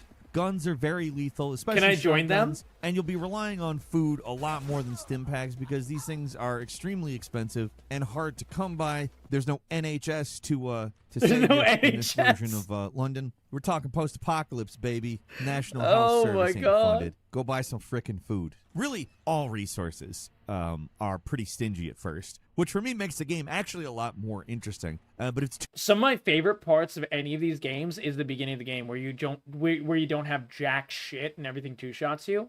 That is my favorite part of any Fallout game for sure. That is absolutely when I'm having the most fun in any Fallout game. Toilet mushroom, that's actually been a thing. The toilet mushrooms have been a thing in every single Fallout game. Yeah, that's like a very common thing in Fallout. Fallout is very weird like that. too much of a slog, you can always turn the difficulty down and make it a little more in line with the original Fallout 4. One thing that really impressed me is all the new weapons. Just from the little I've played so far, there's a ton of new guns. They look totally unique. They have new reload animations, and they get fancy with close-range weapons. Like there's a switchblade that you can twirl around your hands. Well, it's based on Fallout 4, so they're very well might be Polar Cat. It's not 100%, but there very well could be. Idle, which is way above and beyond what you would expect from a mod. There's fully modeled new enemies, not just humans and new clothes. I've only seen a few like foxes, giant ladybugs, and some kind of crazy lizard creature, but everything I've seen looks great, and again, fits naturally into the game. It doesn't look out of place. Wait, we get a British dog meat? And it's a bulldog? Great, and again, fits naturally into the game. It doesn't look... Look at him! It's a bulldog! Whoa, too bad it's not a corgi, but still, very good. Maybe there's a corgi as well in there. Out of place in the Fallout universe. Like, obviously, they have been creative, but they haven't taken liberties that make it feel not like Fallout at any point, at least at any point I've been to. Another thing I want to praise this mod for is mission design. They really are going for it here with varied and unique objectives. The sort of thing you don't normally see in a Fallout game. There's one part where you're riding a ferry through ruins and you get ambushed. It's like a set-piece moment from a Call of Duty game with explosive barrels. Oh, that's cool. Everything. Holy shit. It really surprised me. It's done very well, too. There's cool little moments like that just all over the place. So what they're saying is this is better than Fallout 4 in like every way. This is insane. Were corgis popular before the recent queen? No. Corgis as a breed were essentially saved by the Queen of England. She basically like repopularized them and like, you know, raised a bunch of corgis and everything like that. Yeah, she's why corgis are so popular now. Correct. Like and now they're just just part adorable. where you're crossing the Thames in a tunnel and it suddenly floods. It's not all. I mean, corgis have been around for a while, Pat. They're originally herding dogs, which is hilarious, and I think it's like, you know, a giant joke by God because they have the shortest, stubbliest legs. but they are literal herding dogs, and they're very good at herding. They're very smart. Yeah, the Queen of England popularized them for sure. Herd sheep. Yeah, exactly. Yeah, like I said. Exactly. Big moments either. There's computers all over the Ratting? place, voice No. recordings, notes, It's environmental hurting. details Yeah, just yeah. everywhere. All without resorting to the skeleton and the bathtub cliche. The environments in this game What are was also that? dense That's as cool. hell. Honestly, if there's one negative thing I could say about that, it's that some of these places are actually too dense. It can be hard to tell where you should be going or where you can pick up items. A lot of locations are overgrown and full of garbage, which makes them look very realistic. As I ruins, love but this. This is sometimes so actually a cool. little difficult to navigate. I'm not used to this amount of detail, and that's both a compliment. And I like that the ghouls here don't look like proper ghouls. They look like ghouls that are like waterlogged, because obviously Britain is an island. That's a really cool detail. I don't know if that was on purpose or that was just that one ghoul. But yeah, that's really and cool. a criticism, I guess. Yeah, London is a very dense place, so it makes sense. Yeah, But completely not agreed. a big criticism. It's more of a compliment, I think. I guess that's kind of a common problem with this type People of in the mod, city, but I'll take yes. an open world game that's obscure and confusing to navigate Yes. than one that's just constantly holding my hand the whole time and has a bunch of big empty environments that are easy to, find everything in because they're just noticeable. This is yeah, you'll probably insanely get lost detailed. or struggle to follow a waypoint once in a while in Fallout London, but not a major issue in my opinion. There are companions as well. The dog is named Churchill. Aww, that's so cute. Well, including a dog named Churchill. There's Fallout 4's settlement system, which I have not gotten the chance to try. So there is the settlement system. For the person in chat who asked, I think it was Otterfey, or whoever asked, there is the settlement system. Yet, so I don't really Mr. Lily, think I welcome. can comment on it. But there is also crafting with an English twist. There's a tea crafting station now. Tea Does not get crafting. more English than this. I have to give Oh special my mention to the God. world design. I know I've said things about it already, but it's really, really fantastic. I love the more muted, earthy colors of London, the foggy streets, the overgrown yet also dead back alleys. The place just has a unique visual identity that feels right, and it's a lot of fun to explore because it feels so much like a real place rather than a random collection of hotspots. Again, that sometimes makes it difficult or confusing to navigate, but I can't deny how great this mod looks almost all the time. Sure, there's moments where the graphics get a little weird or maybe off, but for the most part, it's actually a visual improvement over Fallout 4. I especially like the new torchlight that actually projects a light forward. They also managed to do That's some very good lighting. For a mod, this is insane. Holy smokes. I want to play this. I could go find my apartment location. I don't know. Yeah, I don't know how detailed that is. But I can tell you, Fallout 3, I lived in Maryland, in the DC area for 20 years. And so Fallout 3 has a lot of like areas where I go past and I'm like, wow, yeah, I've been here. Like it has actual Bethesda Studios, because Bethesda Studios is in Bethesda, Maryland. And like, things like that. It was really, really, really, really cool. Like the metro and all that. That was Fallout 3, like absolutely cooked. Like it really, really did. something that eluded Bethesda for years, climbing ladders, which, yeah, really, actually, for real. London is a really interesting, moody location that's just a joy to explore. There's all these big monuments you'd expect to see, but also a lot of smaller, less obvious references. I'm sure someone from the city would really get a kick out of a lot of I'm these sure things. I would. And I also want to really praise the story. Which And I've spent a lot of time in London, so I'm sure I would really, really appreciate this. sounds crazy when you're talking about a mod, but it is true. They Yeah, exactly, do a Polar great Cat. job making this world feel very different from the official Fallout games, but still part of the same universe. There's nothing that really feels rule-breaky, which is, That's good. again, pretty impressive. A lot of the time... Mods often, even the really, really good ones...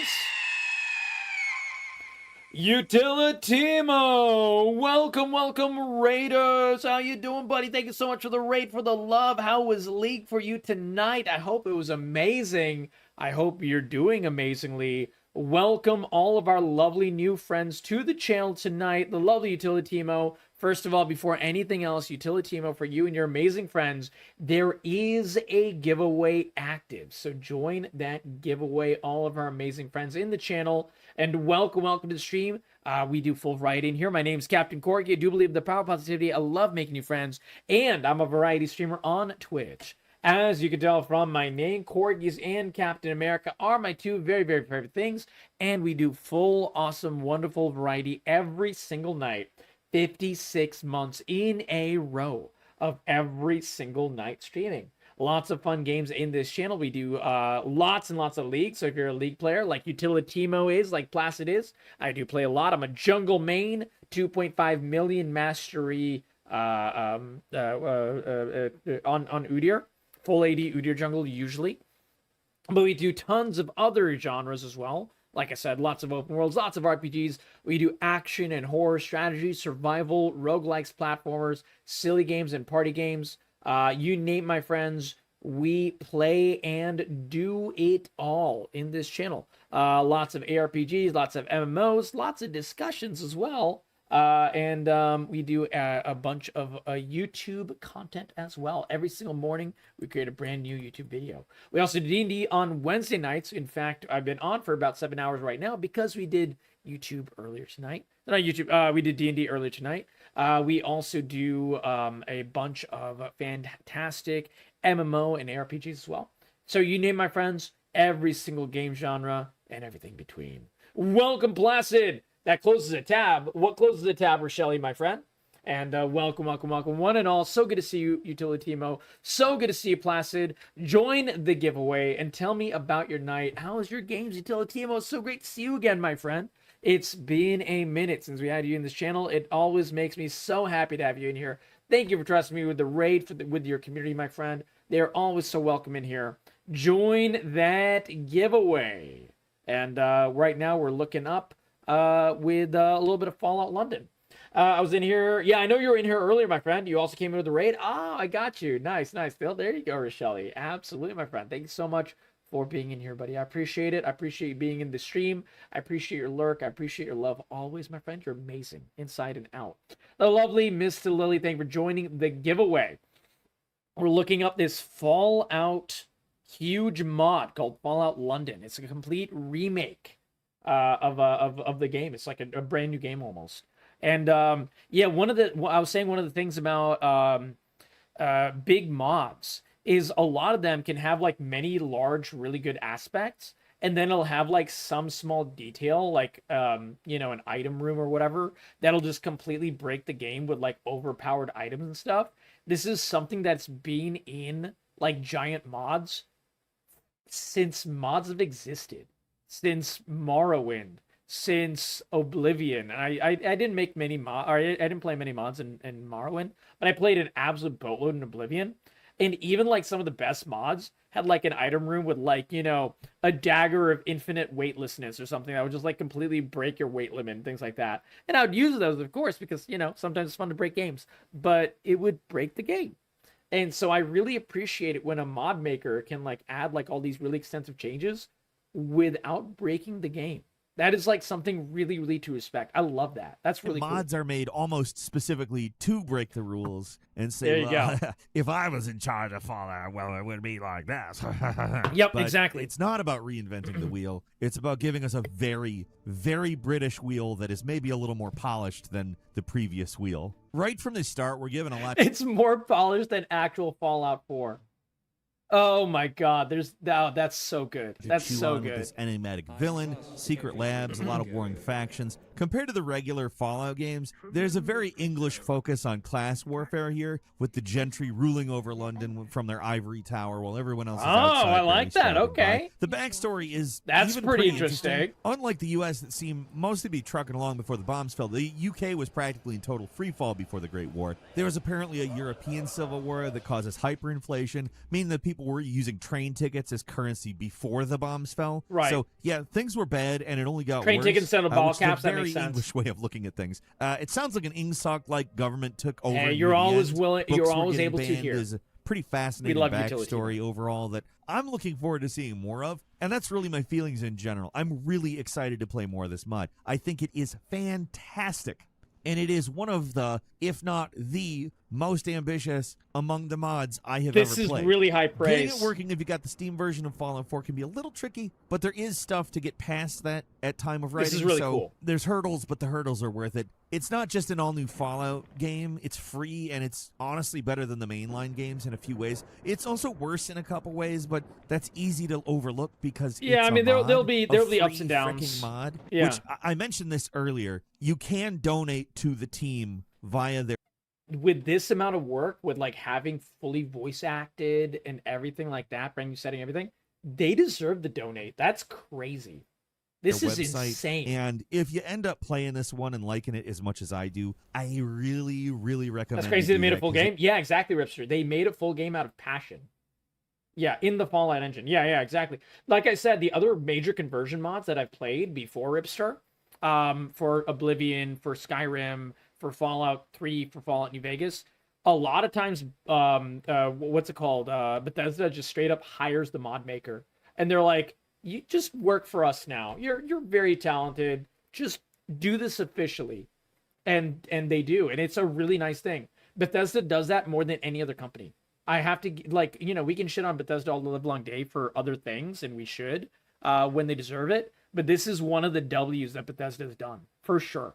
So, like, I mean, it is entirely possible they could literally hire these people. And I hope they do, because this takes an insane level. Absolutely. There's a booklet on knife crime in London in the game. Wait, Diddles, are you like, have you played the mod, Diddles? You play Fallout? That would be amazing.